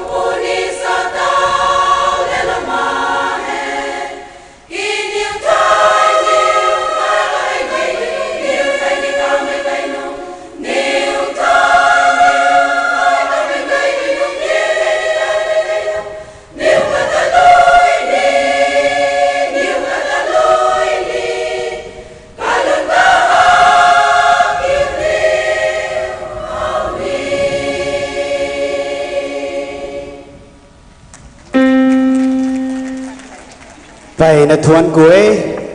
xuân suy là xuân lâu đất cần thế aram năm đại long Baptist Church mấy bùi gọi rồi na xuân suy là xuân lâu cần nè aram năm đại long Baptist Church mấy bùi gọi thuần cuối nên rú khao ra cuộc soi hiểm ngay là tiền long mình sẽ cần đều in thao tai gong na bấm hai serial number 19 kagan piu suy lâu na Zian mai pui nun goi tat sui na talom me khanda thuan kue kama samdalo na bam khang serial number 20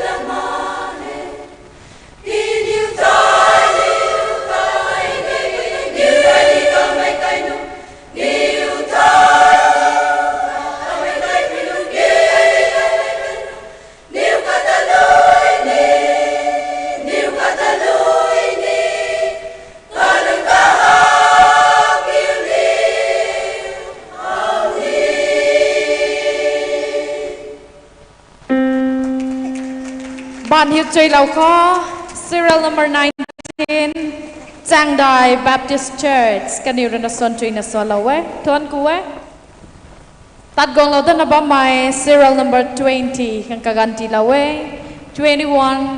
Rồi nà xâm đà lâu tập bộ tiêu khang Đi thai lâu mấy tuần thế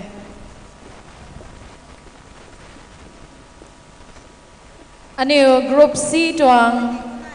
competition hay lùi ấy thầy combined choir nai pani tu mi tati thai kan loi lo da mi tong the ka ma jing bang ka lo mai tan duan gan khao ka hu mi tong ro khao hai group A B C tong women president nun ka goi ran abam la la pu tu mi tati thai la we khadi group phota hai lo pani tu mi tati thai lo mi tong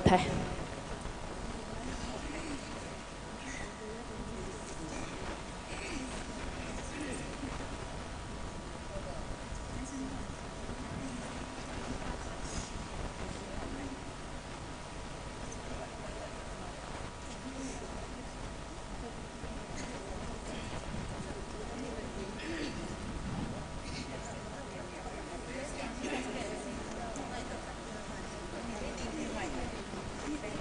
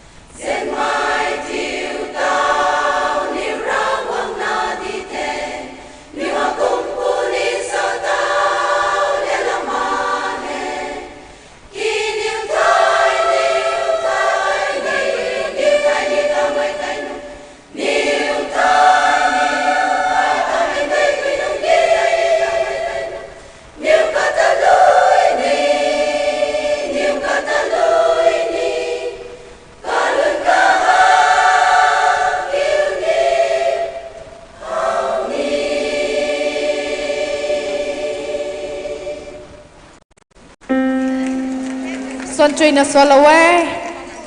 Serial number 20 เขา Aram Chulun Baptist Church Women Choir กันอยู่ในส่วนช่วยในส่วนเราไม่ขังตะทวนกูเว้ตัดกวางเราต้นบัมใหม่ serial number 21 กันอยู่ในกากาเราตะปดิว22 เรนะจำดาเราตะปดิวขังที่ไทยเราไม่ตรงแท้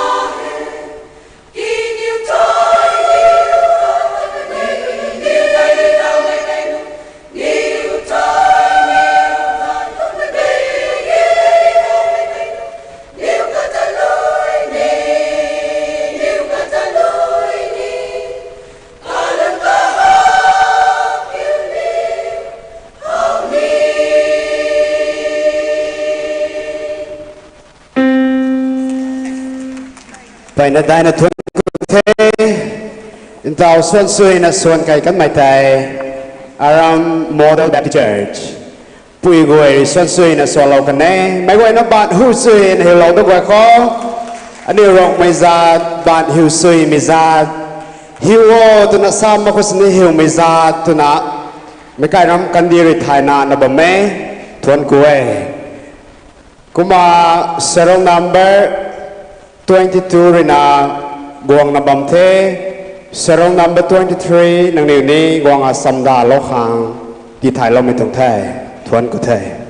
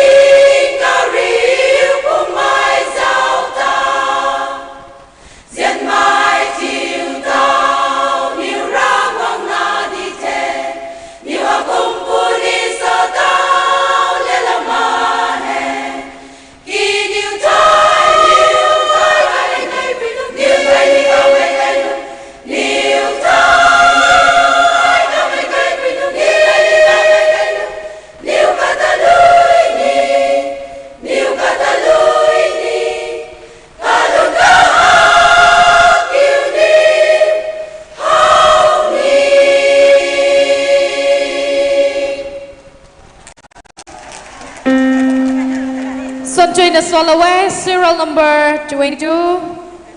Khang Silon Baptist Church. Ragwang Hemdai Kandiu, serial number 23, Rana Kagalala the Podiu, Kama 24, Rana Ready Sula the Podiu Kang, Titai Lauda Metum Te.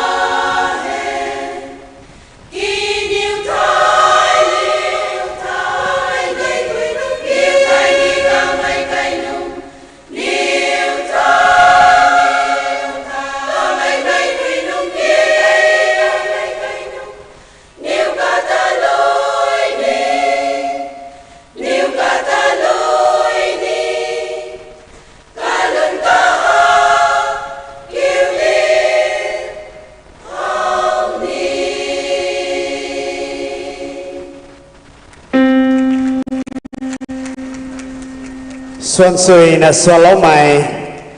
serial number 23, Thao Ram Bom Khang Zibo, Thuan Kuthe Lan De, Aram Nam Ching Baptist Church, Mai Pui Goi Ri Xuân Sui na Swallow Mai Khang Ta Thuan Kue, Aram Nam Ching Baptist Church, Nani Ru Khao Rawak Sahiam Lamai Su Kandiu, Intao Tai Gong Nambam Mi Hai, serial number 24. Mathang Khao Samdalo na Dabam Khang, serial number 25. Zeme Pui Goi ta Thuan Kulodanie, Noni Tong Thona Gai Mai Ragwak Him Khang, Lu Khore, Lat Khore, Puan Piu Gai Me Khore, Thuan Nina, Faith Women Conference Khang, Guang Tang Lo na ba Mai Pui Goi Khao, Ragwak Soyam Lamai Sudeo.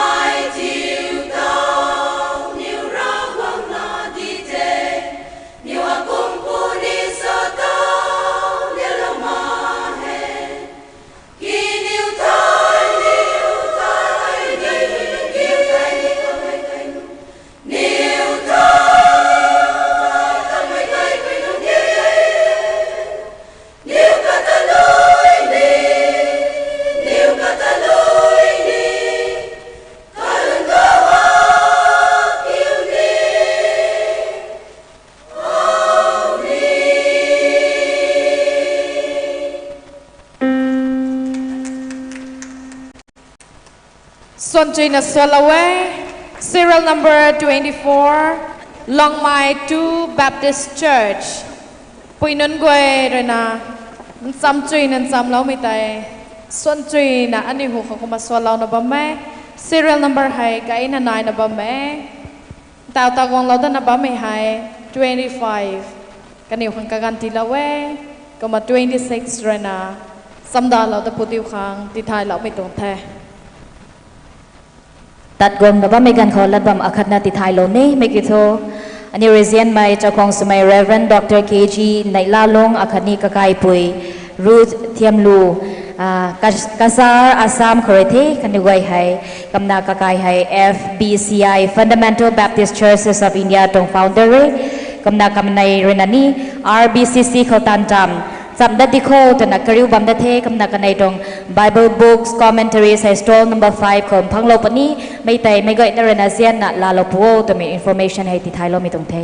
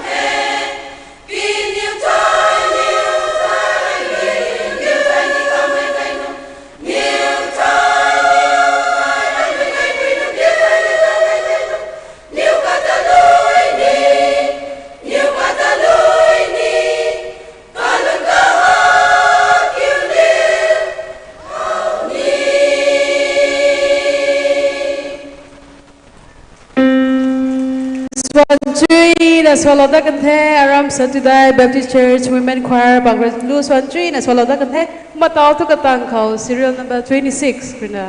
ลาลดับนี้มีตังกันในไทย27นะ ready สโลดับที่เขาที่ไทยไปตรงไหนทอนกูเท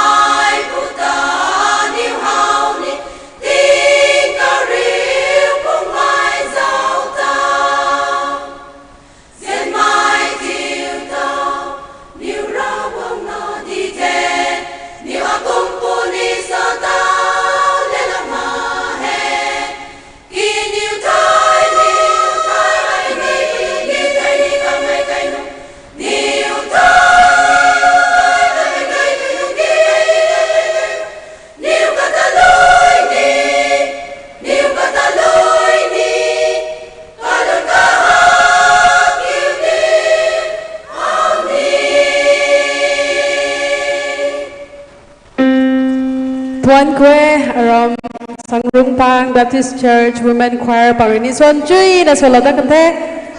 Ni pani bad da ai maka hilo da ko bad hiu mu da gai kante. Ba 27 ta welcome sumai suna bad ba hiu ni hilo kante ki hilo da ko. Kita Kwe matau tu serial number 27 khang ganti lo the. Mi tang ni 28 ta ready slo da khang jang hoi na ti thai Tuan ko the. Kaloi dana ti thai lo ni Reverend Dr. KG Naila Lung hai Kasar Assam Korea kamna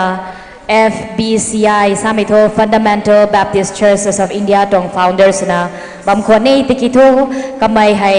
asai tho RBCC Rock My Baptist Churches Council ko hai ragwang tong Siam Roy tan ko hai tan kariu da dikho tana gwang da nabamita riulong may suna kakai po Reverend Dr. KG Naila Lung rena hilo may book Bible commentaries gwai hai stall number 5 ko hai 9 nabami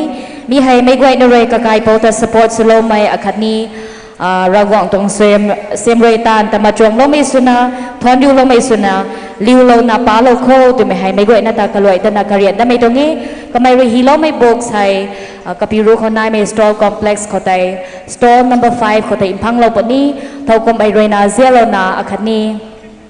interested persons rena mai dong box don goi hai liu lo na kakai po tani riu lo mai akhani thon ku lo mai suna support lo mai suna liu lo na pa lo ko sa mi tai mai goi na khau kaloi da na ti thai mi to ngi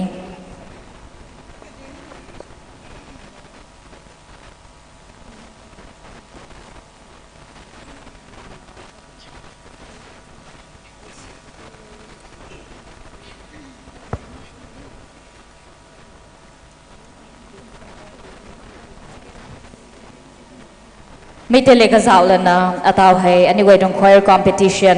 ให้รวยงั้มกันไม่ตังให้choir เร็กได้เลยนะก็กวยนะควรกวยนะปัดละนะ40 choirs ก็เลยนะพูดลับตรงลูแต่กินโตจำได้ปะเนี่ยไม่แต่นี่ไม่กวยนะมันควรนะบำคง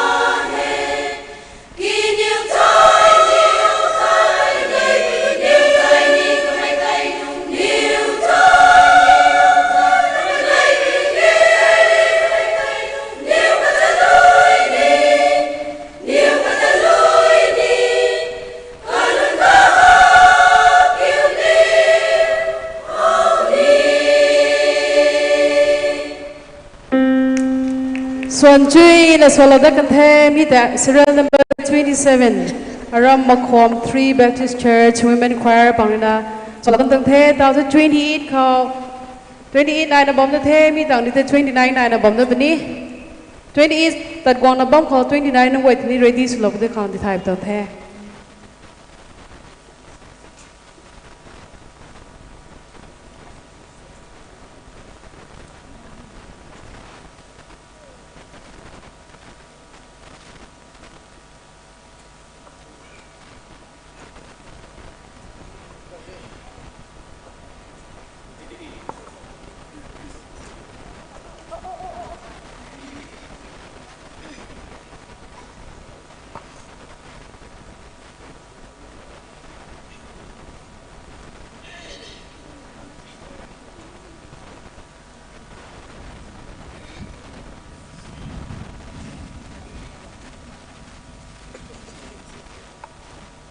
Sang Suraba.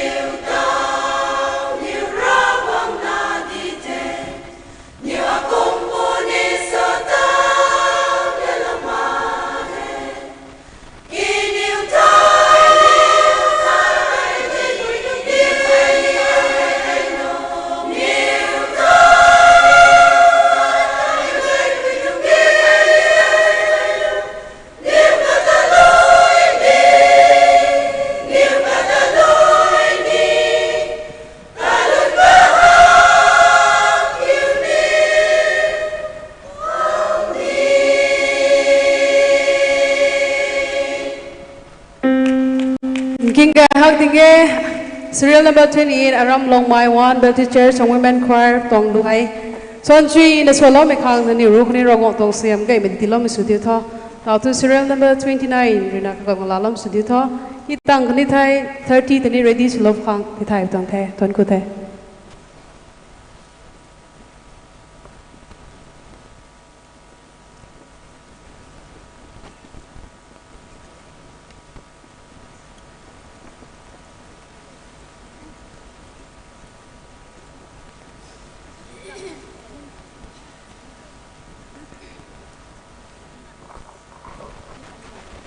On your group seat on competition side, serial number 30 है सोलो तंग नि थाई मत खाल break ना दब दब नि मी खाओ है break होता है Zion Baptist Church तोंग choreography तिनी ready सोलो बदे खां थाई बताऊं थे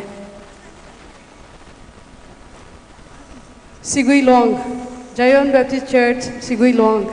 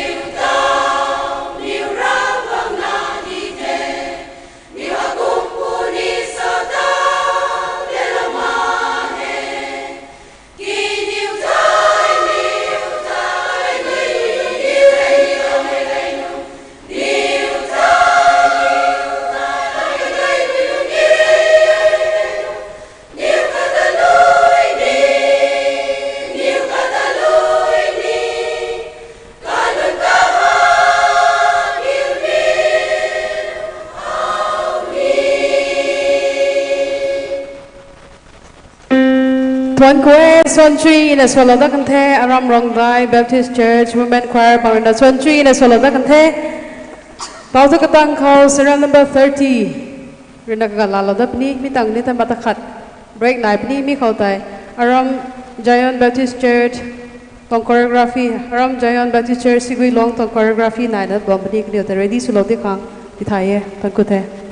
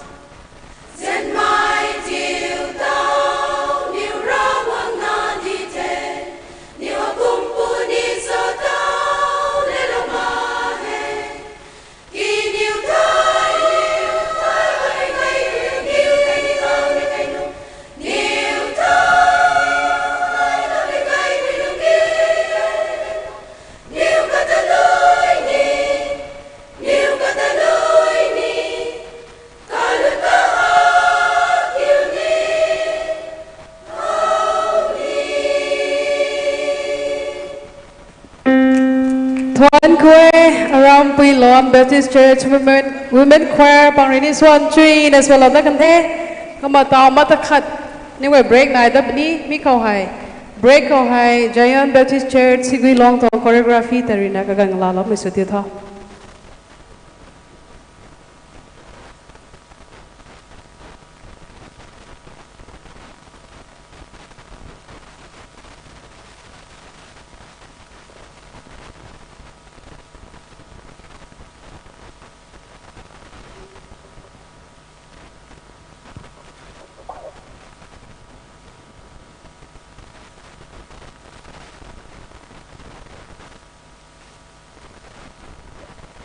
Mi tong group C tong competition sai loi kene thai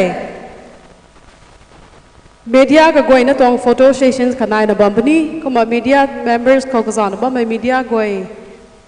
ta bam kai lo khang ti thai ba tong the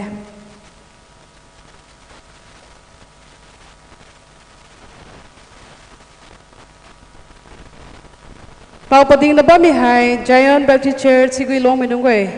tong pui nung goi the đừng quay đi làm truy là làm một thơ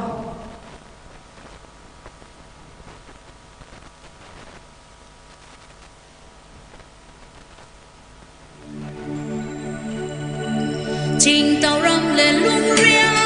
rầm lung tàu mai răng đình quay đã băng khang rồi gai liang nghe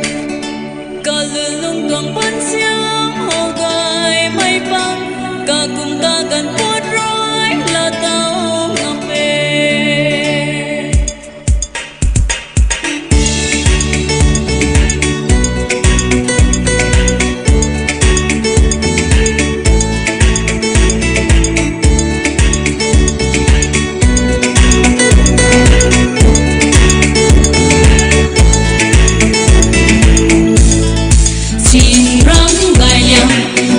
vẫn xem bằng khâu hầu gai ta bằng quầy nào tình người tin bằng tiếng gái ta cũng ta đầm ta thay là tu tao ngầm đầm ngầu mấy qua thua quầy in bạc tao ngầm qua nè tình rắn lừa lùng mày lùng si mày pa đi cái lòng ta na lùng này tình đi ta ra gái lòng xuân gần mày riu đất mày gần này nắp tay đất quy gần này lâu thì tay mày gần này cha kín gai nào đàn trăm rồi trăm ta rê chính người ta nâng quay thô chính mày tu đã gần ngoài cả lưng cả cha gai đê cùng đi tận đê cả tranh rình tận ta đê cả đi cùng tiếng đi gai cả yêu lòng đi đại đê cả yêu lòng đi thân đê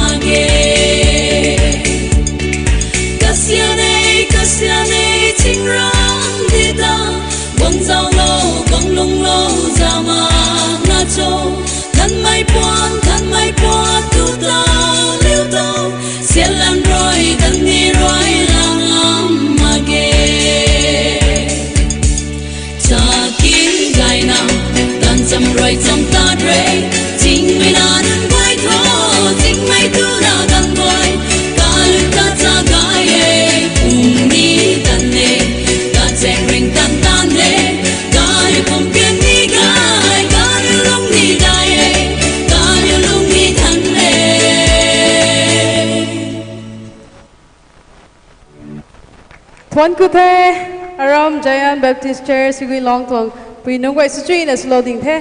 Lu na king many nungai si de tike nungai ran na khang lam chin na lam na mai Aram Sigui Long Tuang Jayan Baptist Church Tong mai pui goi ni thang ku mai dap tang the ka ni hai backstage ko khwan nik ning na khwal lobom tang the khang lo na ren ra sin ni khang lo na khwal lom mi khang ta thang ku mai dap tang the Aram mai ro mai pui goi haiก็มาใส่ตุน่ากลืนก็ไอไม่ให้ทิ้งใส่สูนี่ตายแจ้งก็ใส่ได้ทิ้งใส่สูตัวแท้ใส่สูตัวบ่แต่แมงเราไม่น้องไว้ปังนี่ก็สามวันตัวนี้มีให้ทิ้งใส่สูมุนแห้งไม่มินไม่มุนลดคนละสินฮาวายเฮเน่น่ะใส่ตุน่ากลืนก็ไอไม่ให้ตะกมวยเท่ไม่ปุยนึงก้อยเห็นนี่นั่นนี่เลยนะปิวไก่ล้อมไม่กระถอยแห้งไม่หนีมิวไม่หนีเดียงไม่หนีปิวล้อมไม่กระถอยกระซีดิง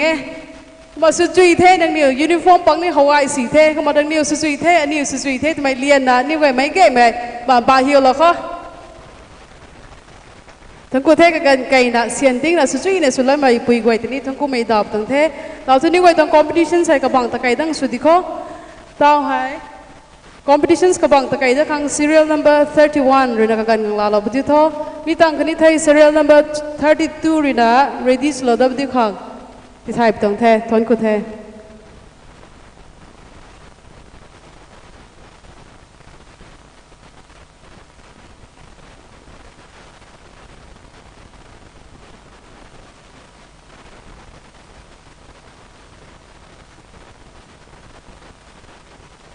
ตัดกวางนับไม่กันเขาการิกุมบา information ขณะทำใจกี่อคอยกี่นงทิลกี่โปรแกรมสิเฮกลอยบักมีเดียอปนไปกี่ photo session อามาเลยกันนี่ให้ไปกี่ว่าพมาสิ media and publicity convener นะให้บิระอดุนา media personnel สิงนะ photo session อดุดาสวยดนะสรุปยาบินันบานิ่งสินกับบันนี้ thank you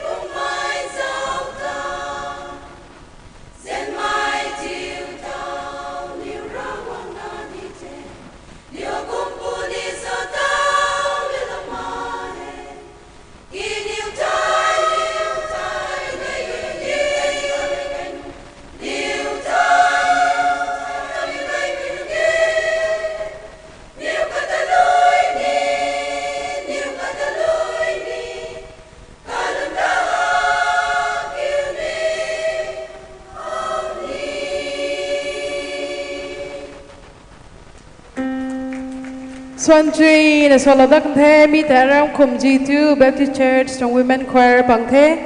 tàu tu serial number 32 vì nak gala lo mi suy thế thôi mi tặng thế 33 thế ni ready số lộc đi khang thì thay thon cô thế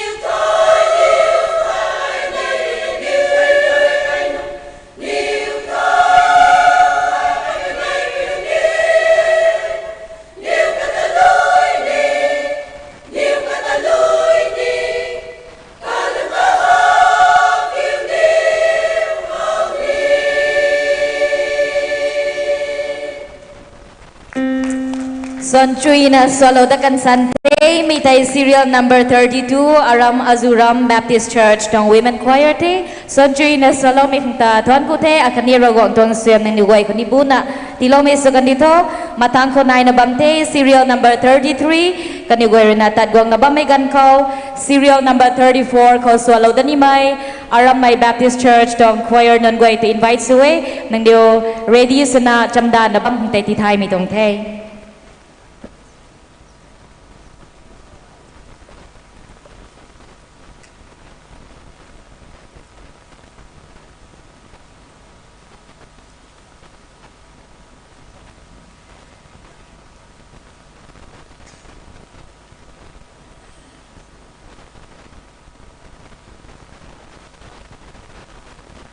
asai group C dong choir competition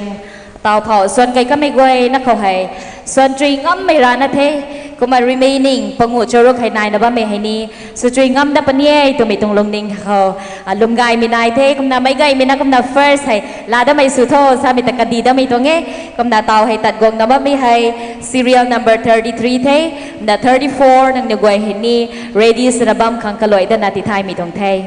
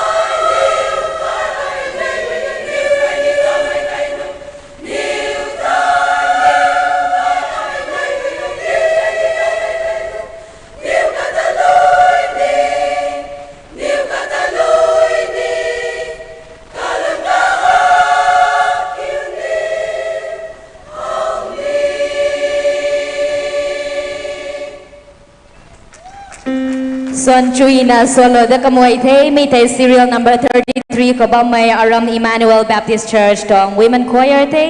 นังนิวไว้ตอนนี้ได้ทวนก็เทรกองตองเซมบูไม่นายมิสุกันดิโตมาทางเขาตัดกวางนับเท serial number 34ตอง Women Choir กันนิวไว้รนัดตัดกวางนับไม่กันเขา serial number 35ก็ส่วนตอนนี้ไม่อารมณ์ไม่ปุยไว้ตอนนี้กวางน่ะ ready สโลกขังก็เลยตอนนาทีท้ายมีตรงเท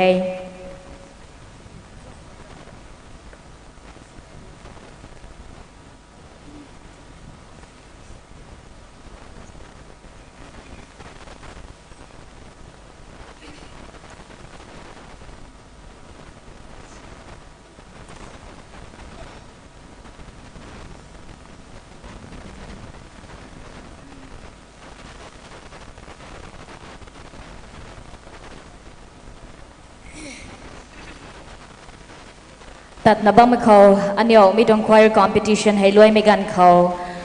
พอลับส่วนไม่ตรงเขา combine choir นะอาศัย competition ตรงรู้ให้คำนั้นส่วนเราดับนี้ไม่ขังตัวนี้ส่วนรวยก็ไม่ choir นนไว้ตัวนี้ตัดเรามาขังกำลังโทอันเดียวให้ combine choir นะรู้ส่วนนี้ไม่นายไม่จางกรีนาในวันนี้ตัดเราปริโยไม่ขังตัวนี้ไม่ไกลไม่น่าบัมจุยนะบัมเราปัวสามีตรง information ให้นี่ก็เลยนะติดท้ายเราได้มีตรงนี้กำนาตาวให้ serial number 34กันอยู่วันนะรู้แต่ตัดปัดเราไม่สุกันดีทอง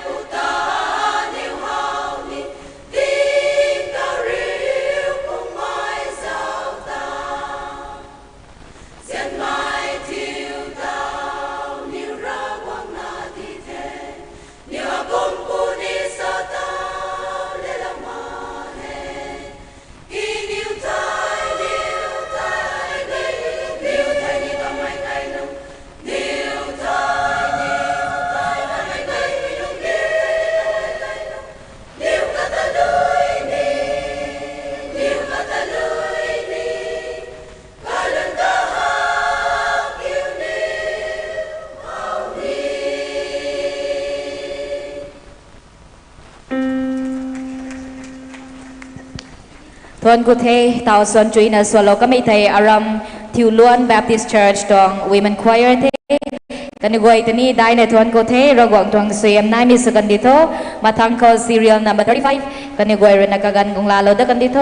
ตัดนับบัมเขา serial number 36นั่นกวยตัวนี้ ready สนับบัมขังก็เลยดันนาทีไทยมีตรงไงที่ไทยแม่คัดอารมณ์ไกด์เดียมจางทองขังสิลงรถจังได้ก็ให้ both side กรีพาร์คสโลบิจางนะ water tanker ให้ stuck สุนบอมเทก็บิจางคือนะกรีขังลงว่ามีน้องกวยเต็นเซลนะเท่าปลอกนิ้วขังที่ไทยไปตั้งเทที่ไทยเราได้นี่เออารมณ์ไกด์เดียมจางทองขังสิลงรถก็ให้กรีกันได้พาร์คสโลบอมบิจางคือนะ both side เขากรีกันได้พาร์คสโลบอมบิจางคือนะ water tanker ให้ stuck สุนบอมเทก็บิจางคือนะเซลนะกรีขังลงว่ามีกวยที่ให้เท่าปลอกนิ้วขังที่ไทยไปตั้งเททนกุเท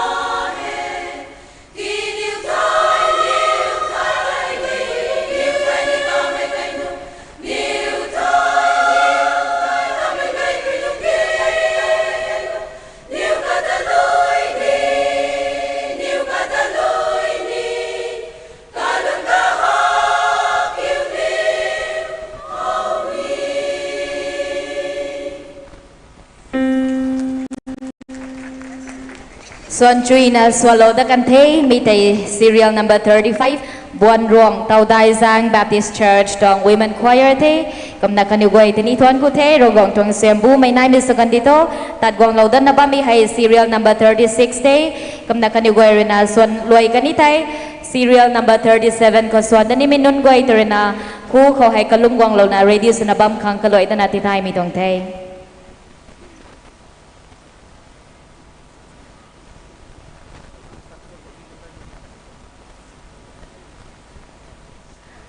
khang silong road to na thai na ba mai kai dai jang kho kai luang dai jang kho hai gari kan gari nakan kho kam na kham lo na ba mi jang krena dui to gari hai gun no ma khe to na ti thai lo na ba mi gari non jan tai bolero number MN07D1385 Tata Indica DJ11S 3052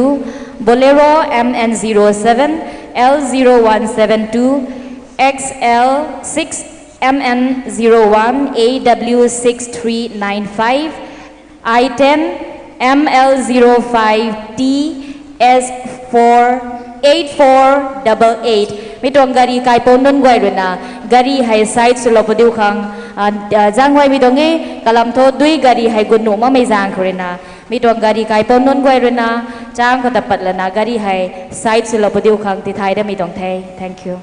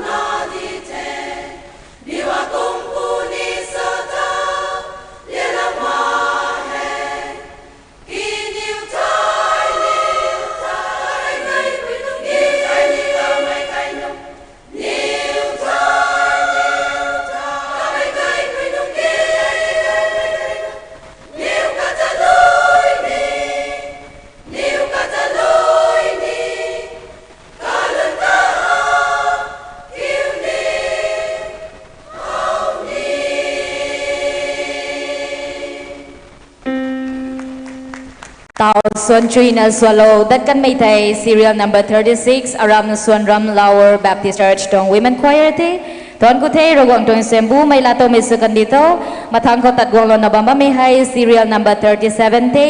kam na kanigway na Suan Luay Law kanitay serial number 38 ko Suan ni may nang nigway tani hu ko hay pat na ding na ready sa lo kang kaloy da nati tay mitong te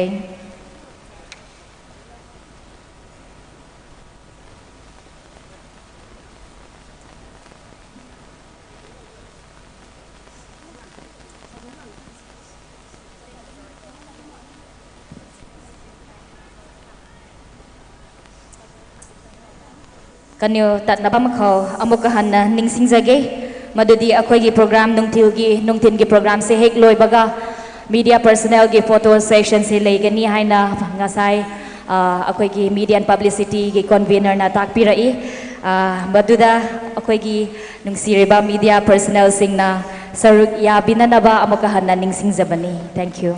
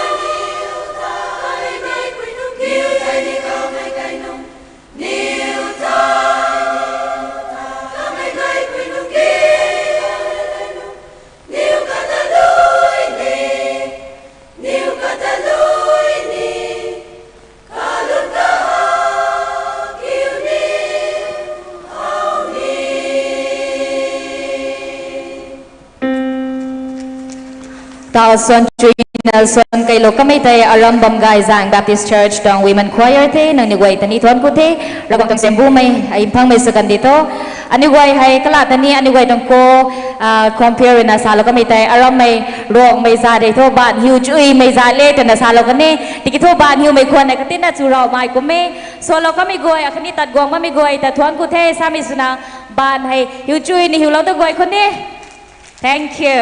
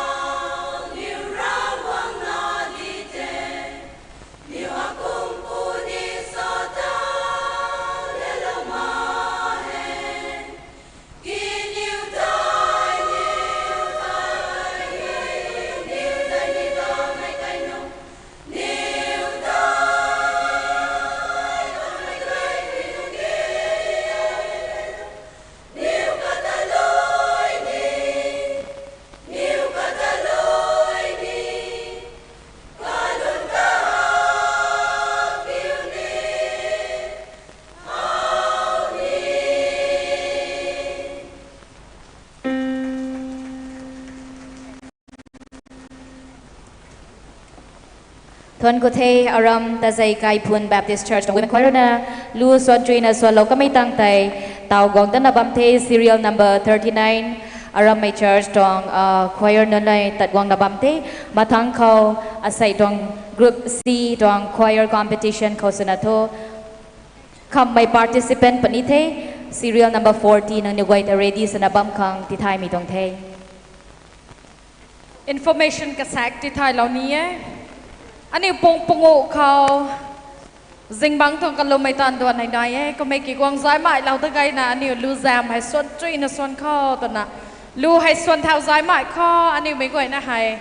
แหลมนี่น่ะก็เราตั้งกระสุนเรากันไปแซงใครส่วนเท้าซ้ายใหม่ข้อตัวนั้นนี่ซาลาเวก็มา conference ตรง central committee คันนี้ sub committees member ก็ก่อยนะเขาที่ไทยละเว competition ให้รวยกันในไทย group picture ให้รอปนี้ก็ไปแซงใครconference ตรง central committee คันนี้ sub committees รายนับบำดูเราปฏิวคังแซงหอยเราต้องไม่ตรงแท้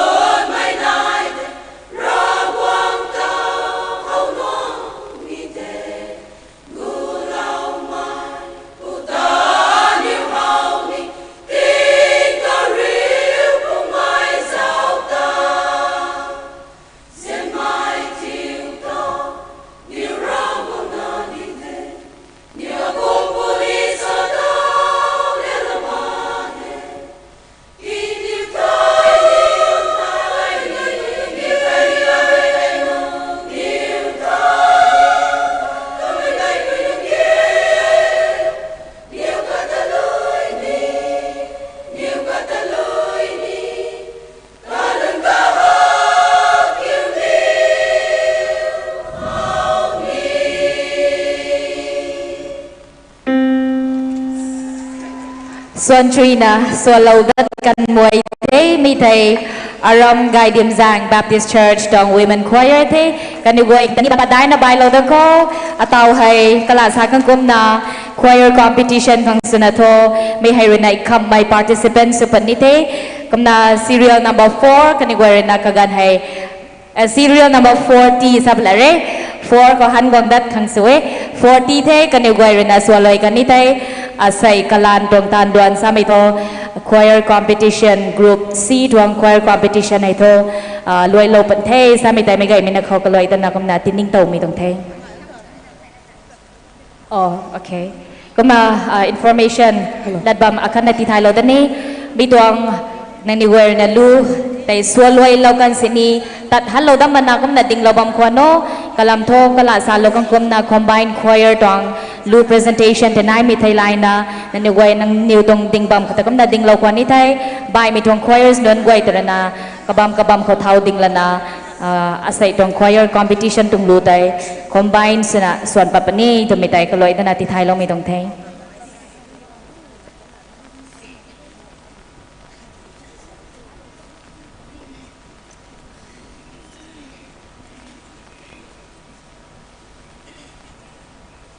serial number 40 ตอนนั้นผมขอ information ขนาดไทยเราไหมร่วงไม่พร้อมเดลี่ คันนี้ร้องไม่จำหน้าผมเดลี่น้องเวยค่ะ information กับการกตินะคะที่เราปนี้ไม่ต้องรวยกันนี่ไทยก็มาคันนี้รินา information ที่เราต่างกันนี่ไทยไม่เก่งไม่คันนี้รินา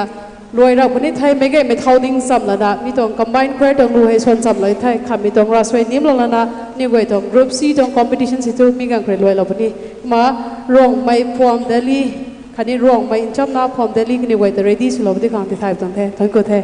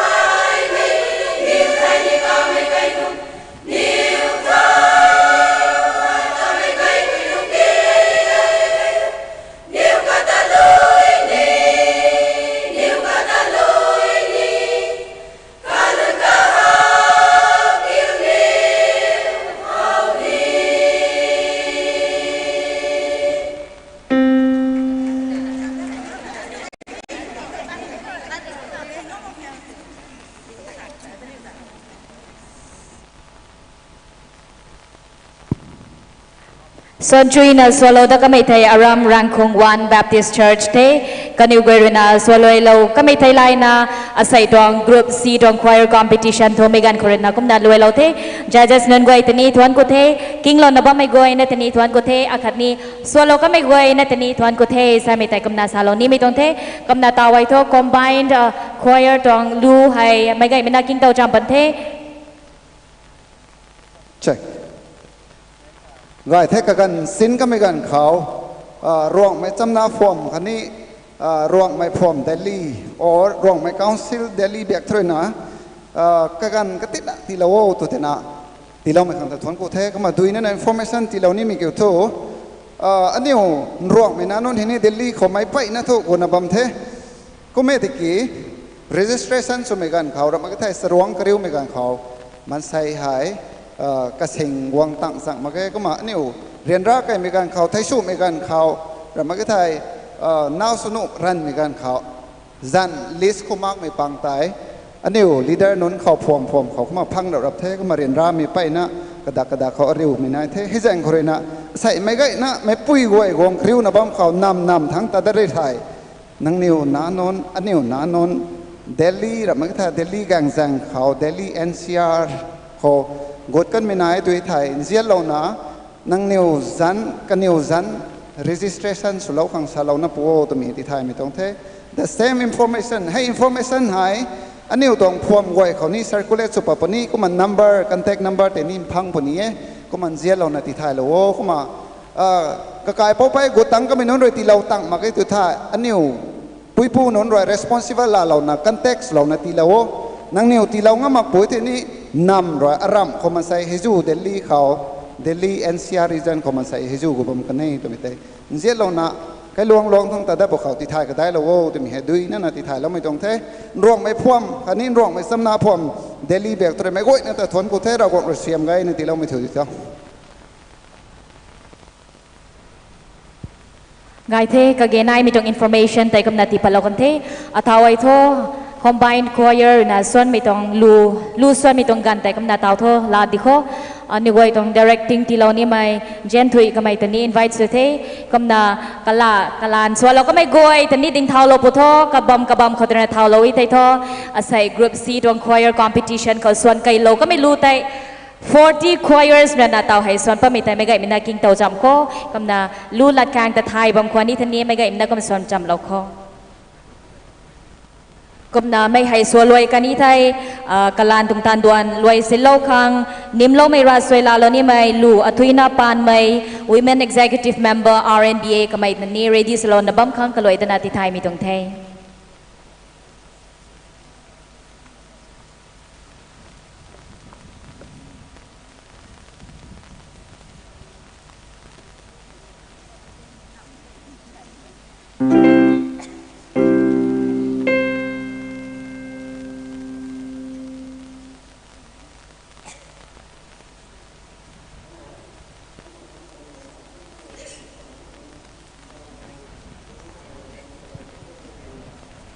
sound check สินะบ้าไม่กันเขาขลาดสารเราก็ก้มหน้าขังสิลงโรดใกล้ลวงได้จางเขาจางตินกันได้ขอกะรีคามเราละนะด้วยกะรีกุดหนูมาเคตัวนะสาลอยสากุดเราดันนะบ้าไม่มีแต่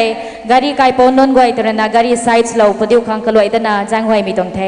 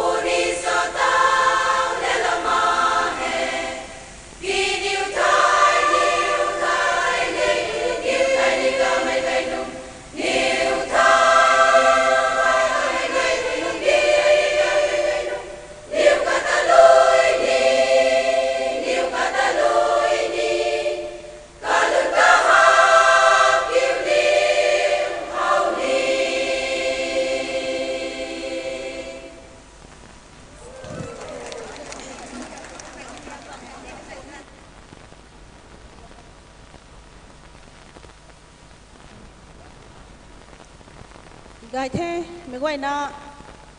ดิ่งนะบ้าไม่ไหวแต่ดิ่งเราปวดท้องไม่ไหวนักลุ่มข้อฮาเลลูยาฮาเลลูยางำพรีมรากวางนังตากังงันบังนัดทวนกูเวอันนี้กันเฟรนส์กังไม่ตรงกันให้อันนี้เราเต้ากังเป้นักกงสีนะบ้าไม่แต่คำเลี้ยงไม่ตรงติงไม่ให้นางในนางก็ให้นาทีสวกตีดิกล้มไม่ขังตากังงันบังนัดทวนกูไม่ตรงไทยปูบอกไม่เตรียมให้สู้ไม่ได้นาส่วนสวยไม่ลาดไม่ไอ้กูไม่กระสวกกระวกไม่มักนักไอ้นาถุยนั่นเดียวนาตะไก่ไทยมีให้นางสาวเซียนปาแน่ทนกูไว้ ปูเบาไม่ตรงตัวนเขากะเกนายไม่กะกวยตันไก่ไม่กะกวยเขาก็ให้นะดวงแล้วมึงตะทวนกูไม่ตรงไทยก็นะเต่าทวดนิ้วรวยนะตะปัดกันนี่ไทยไม่กวยนะเขาคำไม่นำไม่กระสวกกะกวกไปมักนะกายนะเนี่ยตรงติ้งสินตรงปรามไม่กายนะละเต่าตะงำขังไม่กวยนะคนนังเดือดสยามเลยดับว้าวตนะเจียนไทยไม่งำปรีไม่นาซาเรตไม่ปูยิสุคริสต์จันคนไหนไม่ตรงไทยนาซาเรตยิสุคริสต์จันคนนี้นะอาเมน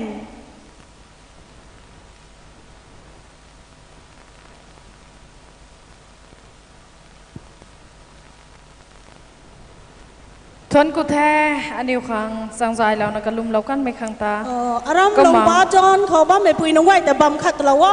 เนี่ยแหวกกำบานคุยลานี่มีแต่นี่ปรักติสู่ขัดเรานี่มีต้นไม่ไกลใหม่นะดิ่งนี่มีเทียกแต่นี่